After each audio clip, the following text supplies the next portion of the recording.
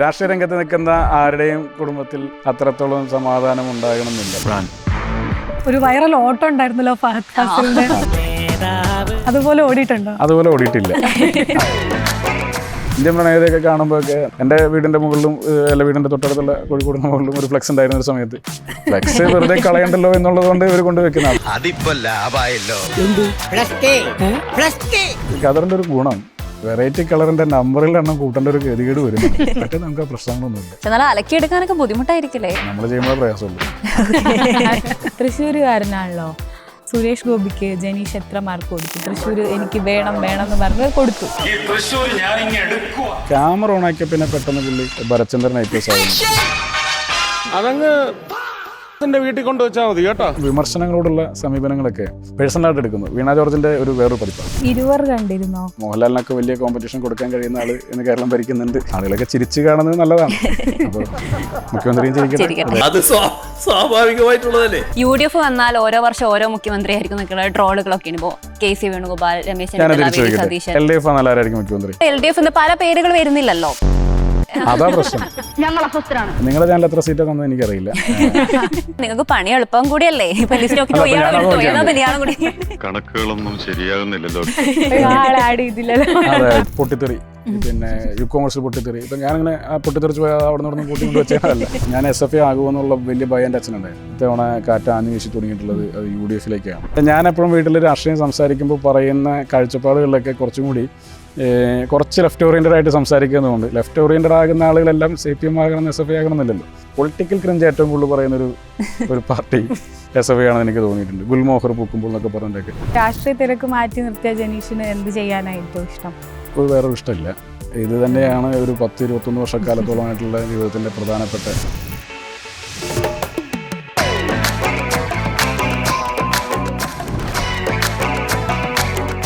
Youth കോൺഗ്രസിൻ്റെ സംസ്ഥാന അധ്യക്ഷനായിട്ട് ഇപ്പം 4 മാസം കഴിഞ്ഞു, 5 മാസം ആവാണ്. അപ്പം ചൈൽഡ്ഹുഡ് മുതൽ തൃശ്ശൂർ ഒരു സാധാരണ ഒരു ഗ്രാമത്തിൽ നിന്നും ഇപ്പം സംസ്ഥാന അധ്യക്ഷനായി വന്ന് നിൽക്കുമ്പം ഒരു ഈസി ആയിട്ടുള്ളൊരു വരവായിരുന്നു അത്? ഈസി അല്ല. അങ്ങനെയുള്ള യാത്ര എങ്ങനെയായിരുന്നു? രാഷ്ട്രീയ ഭാഗമായിട്ട് പിന്നെ പശ്ചാത്തലമില്ല എന്ന് പറയാൻ സാധിക്കില്ല. കുടുംബത്തിലെല്ലാവർക്കും രാഷ്ട്രീയം ഉണ്ടായിരുന്നു. കോൺഗ്രസിൻ്റെ അടിയുറച്ച ഒരു ഫാമിലി ബാക്ക്ഗ്രൗണ്ട് ഉണ്ട്. അച്ഛൻ സജീവ KSU യൂത്ത് കോൺഗ്രസ് പ്രവർത്തകനായിരുന്നു, കോൺഗ്രസ് പ്രവർത്തകനൊക്കെ ആയിരുന്ന ആളാണ്. മറ്റെല്ലാവരും അതിൻ്റെയൊക്കെ ഭാഗമായിരുന്നു. അപ്പോൾ അതുകൊണ്ട് രാഷ്ട്രീയ പശ്ചാത്തലമില്ല എന്ന് പറയാൻ പറ്റില്ല. പക്ഷേ രാഷ്ട്രീയ നേതൃത്വത്തിൽ ആരും ഉണ്ടായിരുന്നില്ല. ഒരു വാർഡ് കോൺഗ്രസ് കമ്മിറ്റിയുടെ പോലും നേതാവ് ഭാരവാഹി അങ്ങനെയല്ല. പക്ഷേ അടിയുറച്ച കോൺഗ്രസ്സാണ്. തെരഞ്ഞെടുപ്പ് സമയത്തിൽ ആവേശ കമ്മിറ്റിയുടെ ഭാഗമായി കൂടുന്ന പോലെ ഉണ്ടാകുന്ന ആളുകളൊക്കെ തന്നെയാണ്. പക്ഷെ അതത്ര ഇതാകുമെന്ന് പ്രതീക്ഷിച്ച് തുടങ്ങിയ യാത്രയല്ല. കോളേജ് പഠന കാലഘട്ടത്തിൽ പിന്നെ KSU പ്രവർത്തനത്തിൻ്റെ ഭാഗമായിട്ടാണ് സീരിയസ് പൊളിറ്റിക്സിലേക്ക് കിടക്കുന്നത്. സ്കൂളിൽ പഠിക്കുന്ന സമയത്ത് തെരഞ്ഞെടുപ്പ് സമയത്ത് നമുക്കിങ്ങനെ അന്ന് ഒരു കുറേ വർഷങ്ങൾക്ക് മുമ്പ് തെരഞ്ഞെടുപ്പ് സമയത്ത് കുറച്ച് സ്റ്റിക്കറൊക്കെ ഇറക്കുമായിരുന്നു. അപ്പോൾ ഈ കൈപ്പത്തി ചിഹ്നമുള്ള ചെറിയ ചെറിയ സ്റ്റിക്കർ കിട്ടും. അപ്പോൾ അത് ബോക്സിൽ ഒട്ടിച്ച് ക്ലാസ്സിൽ കൊണ്ടുപോവുക. അപ്പോൾ നമ്മളൊക്കെ ഓരോ പാർട്ടിയായിട്ട് മാറും. ഞാൻ കോൺഗ്രസ് ആകും സ്വാഭാവികമായിട്ട്. തൊട്ടപ്പുറത്തിരിക്കുന്നവരൊക്കെ അവരുടെ കുടുംബത്തിൽപ്പെടുന്ന ആളുകളുള്ള പാർട്ടി ഏതാണോ അതിൻ്റെ ഭാഗമാകും. അപ്പോൾ അന്ന് അങ്ങനെയൊക്കെ തോന്നിയിരുന്ന ഒന്നാണ്. പിന്നീട് ഒരു സീരിയസ് പൊളിറ്റിക്സിലേക്ക് കടക്കുമ്പോൾ കുടുംബ പശ്ചാത്തലം കോൺഗ്രസ് ആയതുകൊണ്ടൊക്കെ തന്നെയായിരിക്കും KSUവിലേക്കൊക്കെ വരുന്നത്. വരാനുണ്ടായിരുന്ന കാരണം അതൊക്കെ തന്നെയാണ്. പക്ഷേ അതിൽ തുടരാൻ 100 കണക്കിന് കാരണങ്ങൾ വേറെ ഉണ്ടായി. കോൺഗ്രസ് ആയതിൽ നിന്ന് പിന്നെ കോൺഗ്രസ് ആയി തുടരാനും അതിൻ്റെ നേതൃരംഗത്തേക്കുള്ള യാത്രക്കിടയിലേക്കുള്ളതിന് അടുപ്പിച്ച് ചേർത്തിയ ഒരുപാട് ഘടകങ്ങളുണ്ട്. അതിനകത്തുള്ള വലിയ സൗഹൃദത്തിൻ്റെ ഭാഗമായിട്ട് കിട്ടിയ ഘടകങ്ങളൊക്കെ തന്നെയാണ്. പക്ഷേ സംഘടനാ രംഗത്ത് എപ്പോഴും സജീവമായിട്ട് നിൽക്കാൻ ശ്രമിച്ചിരുന്നു. അതിൻ്റെ നേതൃത്വത്തിൽ എപ്പോഴും നിൽക്കാൻ വേണ്ടി ശ്രമിച്ചിരുന്നു. കോൺഗ്രസിൻ്റെ അധ്യക്ഷനായ സമയത്ത് ഒരു അഭിമുഖത്തിൽ അമ്മ പറയുന്നുണ്ടായിരുന്നു, നെഞ്ചിൽ എപ്പോഴും ടെൻഷനായിരുന്നു. ഈ KSUവിൻ്റെ പ്രവർത്തകനായിരിക്കുന്ന സമയത്ത് അടി കൊണ്ടിട്ടൊക്കെ വീട്ടിൽ വരുമ്പോൾ സങ്കടമായിരുന്നു. അച്ഛൻ മരിച്ചിട്ട് 20 വർഷം. അപ്പം ആ സമയത്ത് മകൻ എന്നുള്ള രീതിയിൽ ആ ഒരു പ്രതീക്ഷയുള്ള ഒരാളാണ്. ആ സമയത്ത് ഈ രാഷ്ട്രീയ പ്രവർത്തനത്തിലേക്ക് പോകുമ്പോൾ ഭയങ്കര ടെൻഷനായിരുന്നു എന്നൊക്കെ പറഞ്ഞിരുന്നു. ഞാൻ KSU ആകുന്നതിൻ്റെ ഞാൻ SFA ആകുമെന്നുള്ള വലിയ ഭയം എൻ്റെ അച്ഛനുണ്ടായിരുന്നു. ഞാൻ പോളിടെക്നിക്കിലാണ് ആദ്യം ചെയ്യുന്നത്. അപ്പോൾ പോളിടെക്നിക്കിൽ അഡ്മിഷൻ എടുക്കാൻ വേണ്ടി കളമശ്ശേരി പോളിയിൽ ഇൻ്റർവ്യൂ കഴിഞ്ഞ് ഇറങ്ങി വരുമ്പോൾ അവിടുത്തെ SFA പ്രവർത്തകർ വന്ന് മെമ്പർഷിപ്പ് കാർഡ് എല്ലാവർക്കും നിർബന്ധിതമായി കൊടുക്കുന്ന ഒരു അംഗത്വ കാർഡ് ഉണ്ടല്ലോ. അപ്പോൾ 2 രൂപയുടെ മെമ്പർഷിപ്പ് ഇങ്ങനെ നിർബന്ധമായിട്ട് എല്ലാവർക്കും എഴുതി കൊടുക്കുന്നുണ്ട്. അപ്പോൾ കുറേയേറെ പേരൊക്കെ അതെടുത്ത് അതിൻ്റെ ഭാഗമായിട്ട് പോകും. അപ്പോൾ എൻ്റെ അടുത്തും വരുന്ന സമയത്ത് പിന്നെ അച്ഛനോട് ചോദിക്കുന്നുണ്ട്, ഇങ്ങനെ വേഷം കാണുമ്പോൾ ഏകദേശം ഒരു കഥറിനോട് ചായവുള്ള വേഷം കാണുമ്പോൾ ഒക്കെ ചോദിക്കുന്നത്. അപ്പോൾ അവൻ എടുക്കുമെങ്കിൽ എടുത്തോട്ടെ എന്ന് പറയുന്നുണ്ട്. അപ്പോൾ ഞാൻ പ്രത്യേകിച്ച് മടിയൊന്നും കാണിച്ചില്ല, ഞാനത് എടുത്തു. കാരണം ഞാനതിനെ ഇങ്ങനെ നടന്നു പോകുമ്പോൾ കാണുന്നുണ്ട് എല്ലാവരും എടുക്കുന്നുണ്ട്, ഞാനും എടുക്കുന്നുണ്ട്. പക്ഷേ അപ്പോൾ പുള്ളിക്കൊരു ആശങ്ക ഉണ്ടായിരുന്നു, ഇതിൽ തുടരുമോ അല്ലെങ്കിൽ ഇതിൻ്റെ ഭാഗമായി പോകുമെന്നുള്ള തോന്നലൊക്കെ ഉണ്ടായിരുന്നു. കുറച്ച് കഴിഞ്ഞിട്ടാണ് അറിയുന്നത്, അല്ല ഞാൻ KSU ആണ് എന്ന് തിരിച്ചറിയുന്നത്. കളമശ്ശേരി പോളിടെക്നിക്കിലാണ് ഇൻ്റർവ്യൂ, പെരുമ്പാവൂർ പോളിടെക്നിക്കിലാണ് ജോയിൻ ചെയ്യുന്നത്. ജോയിൻ ചെയ്ത ആദ്യ ദിവസം മുതൽ തന്നെ നമ്മൾ KSU ആണെന്ന് ഉറപ്പിച്ചിട്ടാണ് കോളേജിലേക്ക് പോകുന്നത്. അപ്പോൾ ആദ്യ ഘട്ടത്തിലൊന്നും വീട്ടിലറിയില്ല. പിന്നെ കുറേ കഴിയുമ്പോൾ അറിയുമ്പോൾ വലിയ താല്പര്യത്തോടു കൂടിയാണ്. അപ്പോൾ അന്ന് പത്രത്തിൽ സ്ട്രൈക്കിൻ്റെ വാർത്ത വരുമല്ലോ, സമരാഹ്വാനത്തിൽ. ഇപ്പോൾ പത്രക്കാരത് പ്രൊമോട്ട് ചെയ്യാറില്ല, മാധ്യമങ്ങളിൽ അങ്ങനെ വാർത്ത വരുന്നില്ല. ഇപ്പോൾ PC വിശ്വനാഥിൻ്റെ സ്റ്റേറ്റ്മെൻറ്റ്സ് വരും, പിന്നെ ഇന്ന് KSU വിദ്യാഭ്യാസ ബന്ദ് അല്ലെങ്കിൽ പഠിപ്പ് മുടക്ക് സമരം. ഇപ്പം എന്നെ ഏറ്റവും അധികം വാർത്ത കാണിച്ചിരുന്നത് അതിരാവിലെ ഇരുന്നിട്ട് പത്രം വായിക്കുന്ന ശീലമുള്ളതുകൊണ്ട് ഏറ്റവും അധികം വാർത്ത കാണിച്ചിരുന്നത് അച്ഛനായിരിക്കും. കോളേജിൽ പോകാൻ വൈകുന്ന ദിവസങ്ങളിൽ, സമരമുള്ള ദിവസങ്ങളിൽ ഏറ്റവും നേരത്തെ പോകണം എന്നുള്ളൊരു പറയാതുള്ളൊരു ഉപദേശം പോലെ. അപ്പോൾ നമ്മളിതിൻ്റെ ഭാഗമാകണമെന്ന് അവർക്കൊന്നും എതിർപ്പൊന്നും ഉണ്ടായിരുന്നില്ല. പക്ഷേ ഞാൻ ഇത്രത്തോളം സീരിയസ് ആയിട്ടിലേക്ക് ഇറങ്ങുന്നതൊന്നും അമ്മയൊന്നും ജീവിതത്തിൽ പ്രതീക്ഷിക്കുന്നില്ല. ഇപ്പോൾ അതിൻ്റെയൊക്കെ ഒരു നേതൃരംഗത്തേക്ക് നിൽക്കാനൊരു അവസരം കിട്ടുമ്പോൾ ഒരു സമാധാനമാവില്ല. അത് രാഷ്ട്രീയ രംഗത്ത് നിൽക്കുന്ന ആരുടെയും കുടുംബത്തിൽ അത്രത്തോളം സമാധാനം ഉണ്ടാകണമെന്നില്ല. പുറമേ നിന്ന് കാണുന്ന ആളുകൾ വിമർശിക്കുന്നതിനപ്പുറത്തേക്ക് ഏത് രാഷ്ട്രീയ പ്രസ്ഥാനത്തിൻ്റെ ആയാലും വിദ്യാർത്ഥി യുവജന പ്രസ്ഥാനത്തിൻ്റെ ആയാലൊക്കെ നേതൃരംഗത്ത് പ്രവർത്തിക്കുന്ന ആളുകളുടെ കുടുംബാംഗങ്ങളിൽ അത്ര ഹാപ്പി ആയിരിക്കണം എന്നില്ല. എന്നാൽ കൂടി ഇപ്പം ഞാൻ കോഴിക്കോടാണ് പോകുന്നതെങ്കിൽ ഞാൻ തിരുവനന്തപുരത്തേക്ക് എന്ന് പറഞ്ഞിട്ടാണ് പോവുക. കാരണം കോഴിക്കോട് ഒരു സംഘർഷം ഉണ്ടായാലും ആ വാർത്ത വീട്ടിലറിയണ്ട. ഇനി എന്തെങ്കിലും KSU സമരം ഉണ്ടാകുന്ന അല്ല, അതൊക്കെ നമ്മൾ കട്ട് ചെയ്യിക്കുമല്ലോ. KSU സമരങ്ങളൊക്കെ പോകുന്ന ദിവസങ്ങളൊക്കെ ഇപ്പോൾ ഞാൻ എന്തെങ്കിലുമൊക്കെ പ്രശ്നം ഉണ്ടാകുന്ന ദിവസമൊക്കെ ഞാൻ വീട്ടിൽ അനിയനെ വിളിച്ച് പറയും, ഇങ്ങനെ കുഴപ്പമുണ്ട്, അപ്പോൾ TV ഒന്ന് പതുക്കെ ഇത് വെച്ചേക്കാൻ വേണ്ടി പറയും. അപ്പോൾ പരമാവധിയൊക്കെ അവർ അറിയാതെ പോകും. കുറേയൊക്കെ പിന്നെ അങ്ങനെ ഗൗനിക്കാതൊക്കെ ഇരിക്കും. പിന്നെ കുറേയൊക്കെ നമ്മൾ പറയും ഇതൊന്നുമില്ല എന്നൊക്കെ പറഞ്ഞ് ഇങ്ങനെയായിട്ട് പോയിരുന്നതാണ്. എന്നാലും സീരിയസ് ആയിട്ട് 1-2 സന്ദർഭങ്ങളിലൊക്കെ വല്ലാതെ അവരൊക്കെ ഭയപ്പെട്ടു പോയ സംഭവങ്ങളൊക്കെ ഉണ്ടായിട്ടുണ്ട്. പിന്നെ അതിന് പാട്ടായിട്ട് പോകും. ഇപ്പം അമ്മ ഹാപ്പിയാണോ? അല്ല, അവരാരും ഒരു ഘട്ടത്തിലും ഈ പറയുന്ന പോലെ അവരെ പരിപൂർണ്ണമായിട്ട് പൊളിറ്റിക്സിൽ നിൽക്കുന്ന ആളുകൾക്ക് അങ്ങനെ ഹാപ്പി ആക്കാൻ പറ്റുന്നൊരു സാഹചര്യം ഉണ്ടാവില്ല. എനിക്ക് തോന്നുന്നു അന്ന് ചാനലുകളൊക്കെ വീട്ടിലേക്ക് വരുന്ന സമയത്താണ് അവർ പോലും അവനതിൻ്റെ എന്തൊക്കെ നേതാവായി എന്ന് അവർ പോലും അംഗീകരിച്ചിട്ടുള്ളൂ. അതിനുശേഷം ചെറിയ ബഹുമാനമുണ്ട്, അത്രേ ഉള്ളൂ. അല്ല, ഇപ്പോഴാണ് അവരൊക്കെ ഇങ്ങനെ പറഞ്ഞിട്ടുള്ളത്. അപ്പോൾ അതിന് മുമ്പൊക്കെ ഞാനിങ്ങനെ പോകുന്നത് കാണുമ്പോൾ ഇവരെന്ത് എന്തോ ഉദ്ദേശിക്കുന്നതെന്നുള്ളൊരു പിടുത്തില്ലാത്ത പോലെയൊക്കെയാണ്. SFI മെമ്പർഷിപ്പ് എടുത്തിരുന്നു എന്നാണോ പറഞ്ഞത്? SFI എല്ലാവർക്കും നിർബന്ധിതമായ ഒരു അംഗത്വം കൊടുക്കുകയാണ്. അപ്പോൾ ഞാൻ ആ കോളേജിൽ ആദ്യമായിട്ട് ഇൻ്റർവ്യൂവിന് പോകുന്നതാണ്. ആ കോളേജിൽ ഒരു 10-50 പേര് ഒരുമിച്ച് സംഘം ചേർന്ന് വന്നിട്ട് ഇൻ്റർവ്യൂവിന് അഡ്മിഷൻ കിട്ടി പുറത്തേക്ക് ഇറങ്ങുന്ന എല്ലാവർക്കും എഴുതി കൊടുക്കുകയാണ്. 2 രൂപയോ മറ്റാണ് അതിൻ്റെ ഫീസ് തോന്നുന്നു. ഞാൻ പൈസ കൊടുത്തിട്ടില്ല, അതിനോട് ചോദിച്ചിട്ടില്ല. അവരെല്ലാവരും വന്ന് പേര് ചോദിക്കുന്നു, എഴുതി തരുന്നു, ഒരു പേപ്പർ തരുന്നു, ഒരു പേപ്പർ വാങ്ങുന്നു എന്നുള്ളതിനപ്പുറത്തേക്ക് ആ ഒരു പേപ്പറിലല്ലോ ഒരു പൊളിറ്റിക്കൽ സ്റ്റാൻഡ് നിൽക്കുന്നത്. അതപ്പുറത്തെ ഒരു സാഹചര്യം നമുക്കറിയാം എന്തുകൊണ്ടാണ് അതൊക്കെ. പക്ഷേ അത് കാണുമ്പോൾ എൻ്റെ കൂടെ ഉണ്ടായിരുന്ന പേരൻറ്റിനെ സംബന്ധിച്ചിട്ട് ഇവനിനി ഇതിൻ്റെ വഴിക്കാണോ എന്ന് തോന്നുന്നൊരു തോന്നലുണ്ടായിരുന്നു. പിന്നെ കുറേയൊക്കെ ഞാനെപ്പോഴും വീട്ടിൽ രാഷ്ട്രീയം സംസാരിക്കുമ്പോൾ പറയുന്ന കാഴ്ചപ്പാടുകളിലൊക്കെ കുറച്ചും കൂടി കുറച്ച് ലെഫ്റ്റ് ഓറിയൻറ്റഡ് ആയിട്ട് സംസാരിക്കുന്നതുകൊണ്ട് ലെഫ്റ്റ് ഓറിയൻറ്റഡ് ആകുന്ന ആളുകളെല്ലാം CPM ആകണം, SFI ആകണമെന്നില്ലല്ലോ. അപ്പോൾ അതുകൊണ്ടൊരു തോന്നൽ അങ്ങനെ പോകും എന്നുള്ളൊരു തോന്നലുണ്ടായിരുന്നു. ആ സമയത്ത് എനിക്ക് തോന്നുന്നു പിന്നെ UDFൻ്റെ സർക്കാരിൻ്റെ സമയമാണ്. അപ്പോൾ ആ സമയത്തൊക്കെ ചില കാര്യങ്ങളൊക്കെ നമുക്കൊരു വിമർശനം ഉണ്ടാവുമല്ലോ. അപ്പോൾ വീട്ടിൽ സജീവ കോൺഗ്രസ് പ്രവർത്തനമായിട്ട് ഒരാളുണ്ടെങ്കിൽ സ്വാഭാവിക വിമർശനം നമ്മൾ അങ്ങനെയൊക്കെ പറയും. അതൊരു പിന്നെ രാഷ്ട്രീയ ബോധത്തിൻ്റെ അടിസ്ഥാനത്തിലുള്ള സംസാരമൊക്കെ തന്നെയാണ്. പക്ഷെ അത് ആ വഴിക്ക് പോകുമെന്നുള്ള ഭയം ഉണ്ടായിരുന്നു. ഇപ്പോൾ ലെഫ്റ്റ് ഓറിയൻറ്റഡ് എന്ന് പറഞ്ഞല്ലോ, പൊതുവേ നമ്മളിപ്പം കേൾക്കുന്ന ഒരു ഡിബേറ്റാണ്, ഞങ്ങളാണ് യഥാർത്ഥ ലെഫ്റ്റ്, ഞങ്ങളാണ് യഥാർത്ഥ ലെഫ്റ്റ്. അങ്ങോട്ടും ഇങ്ങോട്ടും ഇപ്പോൾ VD സതീശനൊക്കെ അങ്ങനെ പറയുന്നത്, ഞങ്ങളാണ് യഥാർത്ഥ ഇടതുപക്ഷം. ശരിക്കും ആരാണ് യഥാർത്ഥ ഇടതുപക്ഷം? അല്ല, അതിപ്പോൾ കേരളത്തിലെ ജനങ്ങൾക്ക് തന്നെ വലിയ സംശയത്തിലായിരിക്കണം. ഒരു വിഭാഗം അത് പേരിൽ അതിങ്ങനെ എസ്റ്റാബ്ലിഷ് ചെയ്തെടുത്തു. പിന്നെ ലെഫ്റ്റ് ഡെമോക്രാറ്റിക് ഫ്രണ്ട് എന്ന് പറഞ്ഞ് എസ്റ്റാബ്ലിഷ് ചെയ്തെടുത്തു. അവരുടെ ഏറ്റവും താഴെ പ്രവർത്തിക്കുന്ന ഘടകങ്ങൾ മുതൽ മുകൾ തലമുറയിലുള്ള ആളുകൾ എല്ലാവരും ഒരുപോലെ ഞങ്ങൾ ലെഫ്റ്റാണ് എന്ന് പറയുന്നുണ്ട്. പക്ഷേ ആ കാഴ്ചപ്പാടിൽ നിന്നുകൊണ്ടുള്ള കാര്യങ്ങളൊന്നും കാണുന്നില്ല. കുറേ കൂടിയൊക്കെ റൈറ്റ് വിങ് പൊളിറ്റിക്സിലെ ആളുകൾ പറയാൻ മടിക്കുന്ന കാര്യങ്ങൾ പോലും പറയുന്ന രീതിയിലേക്ക് കാര്യങ്ങൾ മാറുന്നുണ്ട്. അപ്പോൾ ആരാണ് ലെഫ്റ്റ്, ആരാണ് റൈറ്റ് എന്നുള്ളതാണ്. കോൺഗ്രസിനെ സംബന്ധിച്ചൊരു ഒരു സെൻട്രൽ ലെഫ്റ്റിസ്റ്റ് പാർട്ടിയാണ്. ഇതിനെ സംബന്ധിച്ച് അത് തീവ്രമായ വലതുപക്ഷ രാഷ്ട്രീയം കോൺഗ്രസിൻ്റെ ഭാഗത്തുനിന്ന് ഒരു കാലഘട്ടത്തിൽ ഉണ്ടാകാറില്ല. എന്നാൽ അതേസമയം തന്നെ അൾട്രാ ലെഫ്റ്റ് പൊളിറ്റിക്സിൻ്റെ ഭാഗമായിട്ട് ഉണ്ടാകാറില്ല. ഇന്ത്യയുടെ സാഹചര്യത്തിന് ചേരുന്ന ഒരു പൊളിറ്റിക്കൽ സ്റ്റാൻഡാണ് പലപ്പോഴും കോൺഗ്രസിൻ്റെ ഭാഗത്തുനിന്ന് ഉണ്ടാകാറില്ല. കോൺഗ്രസ് പറയുന്നത് അതിൽ പിന്നെ നേരത്തെ പറഞ്ഞ ഇടതുപക്ഷ ചായ്വുള്ള ഒരുപാട് ആളുകൾ ഈ പ്രസ്ഥാനത്തിൻ്റെ ഭാഗമായിട്ട് പ്രവർത്തിക്കുന്നുണ്ട്. പിന്നെ അതിനോട് ആഭിമുഖ്യമുള്ള ആളുകളൊക്കെ തന്നെ കോൺഗ്രസിൻ്റെ ഐഡിയോളജിക്കലി തന്നെ ഇടപെടുന്ന ആളുകളടക്കം ഉണ്ടാകും. അപ്പുറത്ത് ലെഫ്റ്റാണെന്ന് പറയുകയും എന്നാൽ റൈറ്റ് വിങ് ചെയ്യേണ്ടതായ എല്ലാ കാര്യങ്ങളും ചെയ്യുകയും ചെയ്യുമ്പോഴുള്ളൊരു തർക്കമാണത്. അപ്പോൾ കേരളത്തിലെ സാഹചര്യത്തിൻ്റെ പ്രത്യേകത, കേരളത്തിലെ എല്ലാ രാഷ്ട്രീയ പാർട്ടികൾക്കും പൊതുവായ ഒരു ഇടതുപക്ഷ സ്വഭാവമുണ്ട്. അത് ഞങ്ങളുടെ കുത്തകയാണ് എന്നൊരു ടീം പറയുമ്പോൾ മാത്രമുള്ള പ്രശ്നമുള്ളൂ. അത് അവരുടെ കുത്തകയല്ല. അവർക്ക് ആ സ്റ്റാൻഡ് ഉണ്ടെങ്കിൽ നല്ലതാണ്. ആ സ്റ്റാൻഡിൽ അവർ കഴിഞ്ഞ കാലങ്ങളിൽ നിന്നിരുന്നു, ഇപ്പോൾ നിൽക്കുന്നുണ്ടെന്ന് പറഞ്ഞാൽ അതൊരു തർക്കമാണ്. ഇപ്പോൾ നിൽക്കുന്നുണ്ടെന്ന് തർക്കമാണ്. അപ്പോൾ ഒരു ലെഫ്റ്റ് പൊളിറ്റിക്സ് കേരളത്തിനകത്ത് പൊതുവായ എല്ലാ ആളുകൾക്കിടയിലും ഉള്ള ഒരു സ്വഭാവമാണ്. സംഘടനാ രംഗത്ത് ഉൾപ്പെടെ നമുക്ക് കാണാൻ വേണ്ടി സാധിക്കും. അപ്പോൾ ആരാണ് ലെഫ്റ്റ്, ആരാണ് റൈറ്റ് എന്നുള്ളതല്ല വിഷയം. ആരാണ് റൈറ്റ് വിങ്ങിൻ്റെ, അൾട്രാ റൈറ്റ് വിങ്ങിൻ്റെ ഒരു പൊളിറ്റിക്കൽ ലൈനിലേക്ക് കൊണ്ടുപോയിക്കൊണ്ടിരിക്കുന്നത് എന്നുള്ളതാണ് നമ്മുടെ ഒരു തർക്കം നിൽക്കുന്നത്. പക്ഷേ ആ സമയത്ത് കോൺഗ്രസ് കേൾക്കുന്ന ഏറ്റവും വലിയ വിമർശനമാണ് മൃദു ഹിന്ദുത്വ സമീപനം സ്വീകരിക്കും. ഇപ്പം റീസെൻ്റ്ലി പൊതുവേ നമ്മൾ കേൾക്കുന്നത് ഉത്തരേന്ത്യയിലെ BJP സർക്കാരുകളാണ് ന്യൂനപക്ഷങ്ങളെ അടിച്ചമർത്താൻ വേണ്ടി ബുൾഡോസർ രാജ് പോലത്തെ കാര്യങ്ങൾ പ്രയോഗിക്കുന്നത്. പക്ഷെ നമ്മൾ ഞെട്ടലോടെ കേട്ടൊരു വാർത്തയാണ് കർണാടകയിലെ കോൺഗ്രസ് സർക്കാർ ഒരു പർച്ചയെ വന്നിട്ട് യലഹങ്കയിലെ 100ഓളം വീടുകൾ തകർത്തു, ബുൾഡോസർ ഉപയോഗിച്ച് തകർത്തു. അപ്പം അങ്ങനത്തെ ഇൻസിഡൻസ് വരുന്ന സമയത്ത് കോൺഗ്രസ് ഈ ഒരു മൃദു ഹിന്ദുത്വ സമീപനം സ്വീകരിക്കുന്നു എന്നുള്ള നെഗറ്റീവ് കുറച്ചും കൂടി രണ്ട് ഇൻസിഡൻറ്റും തമ്മിൽ അതിൻ്റെ ആ സംഭവവികാസങ്ങളെ സംബന്ധിച്ച് തന്നെ വലിയ വ്യത്യാസമുണ്ട്. ഒന്ന് ഒരു മതപരമായ വിദ്വേഷത്തിൻ്റെ ഭാഗമായി ഒരു വിഭാഗത്തെ ബുൾഡോസ് ചെയ്യുന്നതിൻ്റെ ഭാഗമായി നടത്തിയ ഒരു പ്രവർത്തനമാണ്. മറ്റൊരു ചേരിയുടെ നിർമ്മാർജ്ജനവും അല്ലെങ്കിൽ അവിടുത്തെ പൊല്യൂഷനുമായി ബന്ധപ്പെട്ട് തുടങ്ങിയ ഒരു ആക്ടിവിറ്റിയുടെ ഭാഗമായിട്ട് നടന്ന സംഭവമാണ്. അപ്പോൾ അതിനെ രണ്ടിനെയും ഒരുപോലെ നമുക്ക് കണക്കാക്കാൻ വേണ്ടി സാധിക്കില്ല. രണ്ടും ഒന്നാണെന്ന് പറയുന്നിടത്താണ് പ്രശ്നം. രണ്ടും ഒന്നാണ് എന്ന് കേരളത്തിൽ എന്ന് പറയുമ്പോഴാണ് ഇതിൻ്റെ യഥാർത്ഥ പ്രശ്നം. പിന്നെ ഈ മൃദുഹിന്ദുത്വം എന്ന് പറയുമ്പോൾ എനിക്കിപ്പോഴും മനസ്സിലാകാത്ത ഒരു കാര്യമാണ്, എങ്ങനെ ഇവർ ഇതിനെ മൃദുഹിന്ദുത്വം എന്ന് പറയാൻ വേണ്ടി സാധിക്കുന്നതെന്ന് അറിയില്ല. അങ്ങനെ നോക്കുകയാണെങ്കിൽ സംവരണം ഈ സംസ്ഥാനത്തിനകത്ത്, നമ്മുടെ രാജ്യത്തിനകത്ത് ഒരു ബാക്ക്വേർഡ് കമ്മ്യൂണിറ്റിയിൽ പെടുന്ന ആളുകളെ ലിഫ്റ്റ് ചെയ്യാൻ വേണ്ടി കൊടുത്ത ഒന്നാണ്. ആ സംവരണത്തിൽ ഏറ്റവും ആദ്യം വെള്ളം ചേർത്ത രാഷ്ട്രീയ പാർട്ടി കേരളം ഭരിക്കുന്ന ഇന്ന് കമ്മ്യൂണിസ്റ്റ് പാർട്ടിയല്ലേ. ദേവസ്വം ബോർഡിനകത്ത് നമുക്കറിയാമല്ലോ, അതിനകത്ത് ജോലി ചെയ്യുന്ന ആളുകൾ സ്വാഭാവികമായും അമ്പലങ്ങളും ക്ഷേത്രങ്ങളുമായി ബന്ധപ്പെട്ട് പ്രവർത്തിക്കുന്ന ആളുകൾ സ്വാഭാവികമായും ഉണ്ടാകുന്നത് ഒരു മേൽജാതിയിൽപ്പെടുന്ന ആളുകൾ തന്നെയായിരിക്കും. അവിടെയും വീണ്ടും സംവരണം കൊടുത്ത പാർട്ടിയല്ലേ കേരളത്തിനകത്ത് CPM. പിന്നെ എങ്ങനെയാണ് CPMന് മറ്റൊരാൾക്കെതിരെ മൃദുഹിന്ദുത്വം പറയാൻ വേണ്ടി സാധിക്കുക? മൃദുഹിന്ദുത്വം എന്ന് കോൺഗ്രസിനെതിരെ പറയുന്നതിൽ അർത്ഥമില്ല. കോൺഗ്രസ് ഒരു വിശാല രാഷ്ട്രീയ പാർട്ടിയാണ്. അത് എല്ലാ വിഭാഗം ജനങ്ങളെയും അഡ്മിറ്റ് ചെയ്യുന്നതും ഉൾക്കൊള്ളുന്നതുമായ ഒരു പാർട്ടിയാണ്.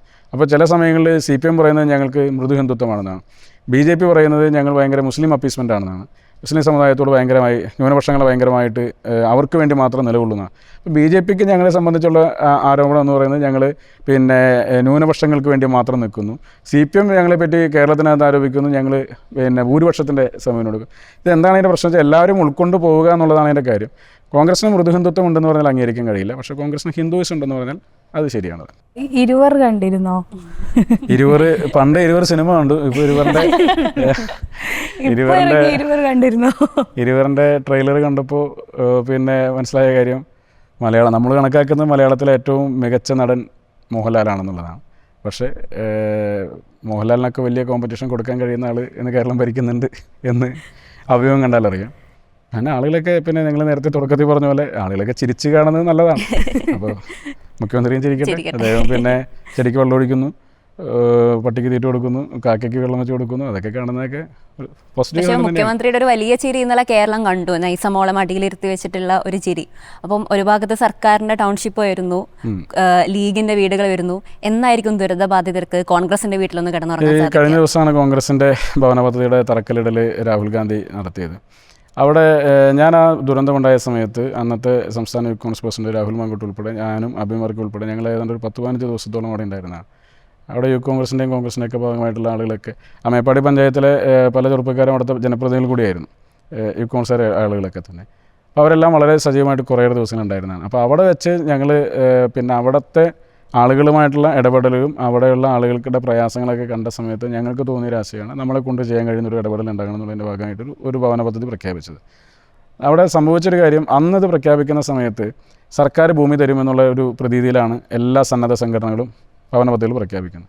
അവിടെ പക്ഷേ സർക്കാർ ഭൂമി തരുന്ന സമീപനത്തിൽ പിന്മാറി. പിന്നെ സർക്കാർ തീരുമാനിച്ചു സർക്കാർ ഒരു ഭൂമി കണ്ടെത്തും, ഒരു ടൗൺഷിപ്പ് ഉണ്ടാക്കും, അതിലേക്ക് സന്നദ്ധ സംഘടനകൾ പണം കൊടുത്താൽ മതി എന്നുള്ള ഒരു സമീപനം എടുത്തു. ആദ്യം 8 ലക്ഷം രൂപയാണ് ഒരു വീടിന് എസ്റ്റിമേറ്റ് പറഞ്ഞത്. അപ്പോൾ 8 ലക്ഷം രൂപയുടെ നിർമ്മാണ ചെലവ് വരാവുന്ന രീതിയിലുള്ള വീടുകൾ വേണം സന്നദ്ധ സംഘടന വയ്ക്കാൻ. പിന്നെ അത് 20 25 ഒക്കെ സർക്കാരിൻ്റെ ഭാഗത്ത് തന്നെ വീണ്ടും വർദ്ധിപ്പിച്ചു, കാര്യങ്ങളൊക്കെ ആയിട്ട് പോയി. വയനാട് സ്വാഭാവികമായിട്ടും ഭവന നിർമ്മാണത്തിന് ഇച്ചിരി എക്സ്പെൻസീവ് ആണ്. കാരണം ഈ മെറ്റീരിയൽസൊക്കെ എത്തിക്കുക എന്ന് പറഞ്ഞാൽ അത്ര പ്രയാസമുള്ള സ്ഥലമാണ്. അവിടെ പ്രധാനപ്പെട്ട പ്രശ്നം ഭൂമി കിട്ടുക എന്നുള്ള വലിയ പ്രശ്നമാണ്. അത് തോട്ടഭൂമികളുമായി ബന്ധപ്പെട്ട് വലിയ പ്രയാസമുള്ള സ്ഥലമാണ്. അപ്പോൾ എല്ലാ ഭൂമിയിലും നമുക്ക് നിർമ്മാണ പ്രവർത്തനം നടക്കില്ല. ആ ഭൂമി കണ്ടെത്തിയാൽ തന്നെ നിയമക്കുരുക്കൾ ഒഴിവാക്കിയെടുക്കണം. അതോടൊപ്പം തന്നെ കോണ്ടൂർ സർവേ പോലെ ഈ ചെരിഞ്ഞ പ്രതലങ്ങളിൽ നിർമ്മാണ പ്രവർത്തനം നടത്തുന്നതിന് മുമ്പ് നടത്തുന്ന ഒരുപാട് സർവേകൾ, ഡിജിറ്റൽ സർവേ ഒക്കെ നടത്തും. അപ്പോൾ അങ്ങനെ വരുന്ന സമയത്ത് ഭൂമി വാങ്ങാൻ ഞങ്ങൾ നടത്തിയ ശ്രമങ്ങളിൽ ഞങ്ങൾക്ക് ലഭിച്ച ഭൂമികളിലെല്ലാം തന്നെ ഈ നിയമക്കുരുക്കിൻ്റെ പ്രശ്നം ഉണ്ടായിരുന്നു. നിയമക്കുരുക്ക് ഒഴിവാക്കി ഒരു എക്സംഷൻ തരാൻ ഒരു സന്നദ്ധ സംഘടനയ്ക്കും സർക്കാരിൻ്റെ ഭാഗത്തുനിന്ന് പോസിറ്റീവായിട്ടൊരു സമീപനം ഉണ്ടായിട്ടില്ല. സർക്കാർ പണിത സ്ഥലത്ത് സർക്കാർ സ്വയം നിയമക്കുരുക്ക് ഒഴിവാക്കിയെടുക്കാൻ അത് പറ്റും. അത് സ്റ്റേറ്റാണ്, എല്ലാ പവറും അവിടെ വെസ്റ്റഡാണ്, അവർക്ക് അത് ചെയ്യാൻ സാധിക്കും. ഞങ്ങളൊരു പ്രതിപക്ഷത്തിരിക്കുന്ന ഒരു യുവജന സംഘടനയോ അല്ലെങ്കിൽ ഒരു രാഷ്ട്രീയ പാർട്ടിയാണ്, നമ്മളെ സംബന്ധിച്ച് അത് ചെയ്യാൻ സാധിക്കില്ല. ഇന്ത്യൻ യൂണിയൻ മുസ്ലിം ലീഗ് ഒരു ഭൂമി വാങ്ങി നിർമ്മാണ പ്രവർത്തനം ആരംഭിച്ചു. അവിടെ നോട്ടീസ് കൊടുത്തല്ലോ, നിർമ്മാണ പ്രവർത്തനം നിർത്തിവെക്കാൻ പറഞ്ഞ് സർക്കാർ തന്നെ നോട്ടീസ് കൊടുക്കാൻ സാഹചര്യം ഉണ്ടായി. പക്ഷേ അവർ പൂർത്തീകരിച്ചു. പിന്നെ 51 വീടിൻ്റെ നിർമ്മാണ പ്രവർത്തനം പൂർത്തീകരിച്ചു, അത് കൊടുത്തു. ഞങ്ങൾക്ക് സ്ഥലം കിട്ടാനുള്ള ഒരുപാട് ഡിലേ വന്നു. ഞങ്ങളിപ്പോൾ ഒരു സ്ഥലം കണ്ടെത്തി, 5.5 ഏക്കർ സ്ഥലം ഇപ്പോൾ ഇവിടെ ഏറ്റെടുത്തു. അതിൽ പിന്നെ 50 വീടുകളുടെ നിർമ്മാണ പ്രവർത്തനം അവിടെ ആരംഭിച്ചു. രണ്ടാമതൊരു 5.5 ഏക്കർ സ്ഥലം അവിടെ തന്നെ അടുത്ത് തന്നെ മറ്റൊരു സ്ഥലം കൂടി ഇപ്പോൾ ഏറെക്കുറെ ഓക്കെ വരുന്നു. അത് ആയിക്കഴിഞ്ഞാൽ അവിടെയും നിർമ്മാണ പ്രവർത്തനം ആരംഭിക്കും. ഈ ദുരന്തമുഖത്തുണ്ടായിരുന്ന ആൾക്കാരെ സംബന്ധിച്ചിടത്തോളം അവർക്ക് എത്രയും വേഗം ഒരു വീട് കിട്ടുക, അടച്ചുറപ്പുള്ള വീട് ഉണ്ടാവുക, അവരുടെ പല രീതിയിലുള്ള അത്രയും നാളത്തെ സമ്പാദ്യമാണ് ഒറ്റ രാത്രി കൊണ്ട് പോയത്, നഷ്ടമായത്. സർക്കാർ ഈ വീട് നിർമ്മിച്ചു കൊടുക്കുന്നു, അതിൽ അവർക്ക് അനുകൂലമായ ഒരു തരംഗം ഉണ്ടാവുകയൊക്കെയാണ് ചെയ്തത്. ഈ ലാഗ് ഉണ്ടാവാൻ ഉണ്ടായ കാര്യം എന്താണെന്നൊക്കെ ഉള്ളത് ആൾക്കാർക്കിടയിലേക്ക് എത്തിപ്പെടുക എന്നുള്ളത് അത് ബുദ്ധിമുട്ടായിരിക്കില്ലേ? നിങ്ങൾക്കൊരു പോസിറ്റീവ് തരംഗം ഉണ്ടാക്കാൻ കഴിയും? വയനാട്ടിലെ ജനങ്ങളെ സംബന്ധിച്ച് അതിൻ്റെ എല്ലാ കാര്യകാരങ്ങളും അറിയാം.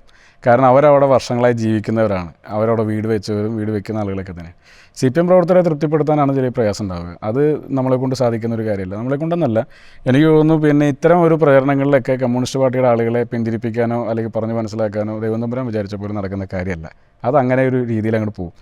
ഇവിടെ വീട് കിട്ടി എന്ന് പറയുമ്പോൾ, കൊടുത്തു എന്ന് പറയുമ്പോഴും 405ഓളം ആളുകളാണ് സർക്കാരിൻ്റെ പദ്ധതി ലിസ്റ്റിലുള്ളത്.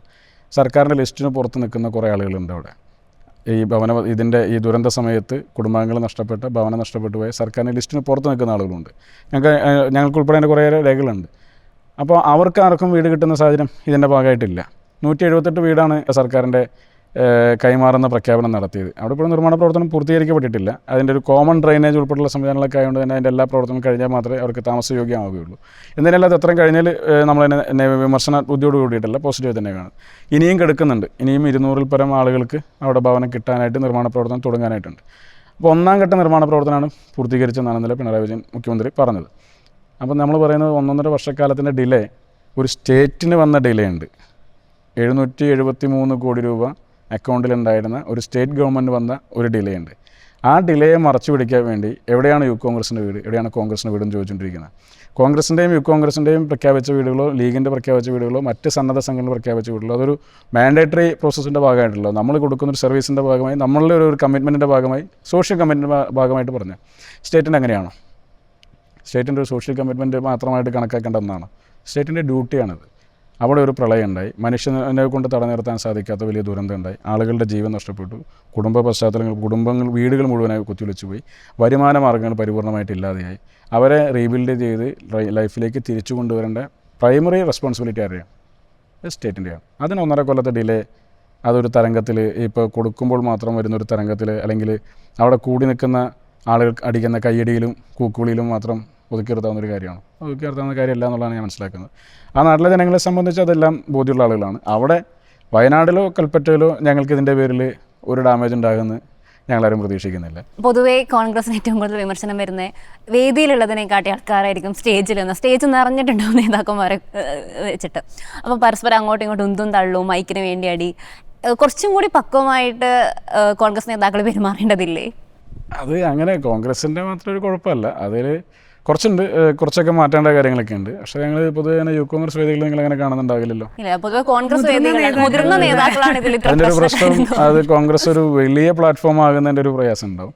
ഇപ്പോൾ ഒരു കോൺഗ്രസ് പരിപാടിയിൽ സ്വാഭാവികമായിട്ട് ഇപ്പോൾ ഞാൻ യൂത്ത് കോൺഗ്രസിനാണ്, എനിക്ക് അവിടെ ഒരു വേദി കസേര തരുന്നുണ്ട്. കോൺഗ്രസിൻ്റെ APC ഭാരവാഹി മാത്രമല്ല, 10-12 വരുന്ന പോഷക സംഘടനകളുടെ ആളുകളെയും ആ തരത്തിലവിടെ റെപ്രസെൻ്റ് ചെയ്യാറുണ്ട്. ചില സ്ഥലങ്ങളിൽ പിന്നെ പ്രാദേശികമായി നേതൃസമ്പന്നത ചില സമയങ്ങളിൽ ഞങ്ങൾക്ക് വലിയ ഗുണവും ചില സമയങ്ങളിൽ ചെറിയ പോരായ്മയൊക്കെ ആകാറുണ്ട്.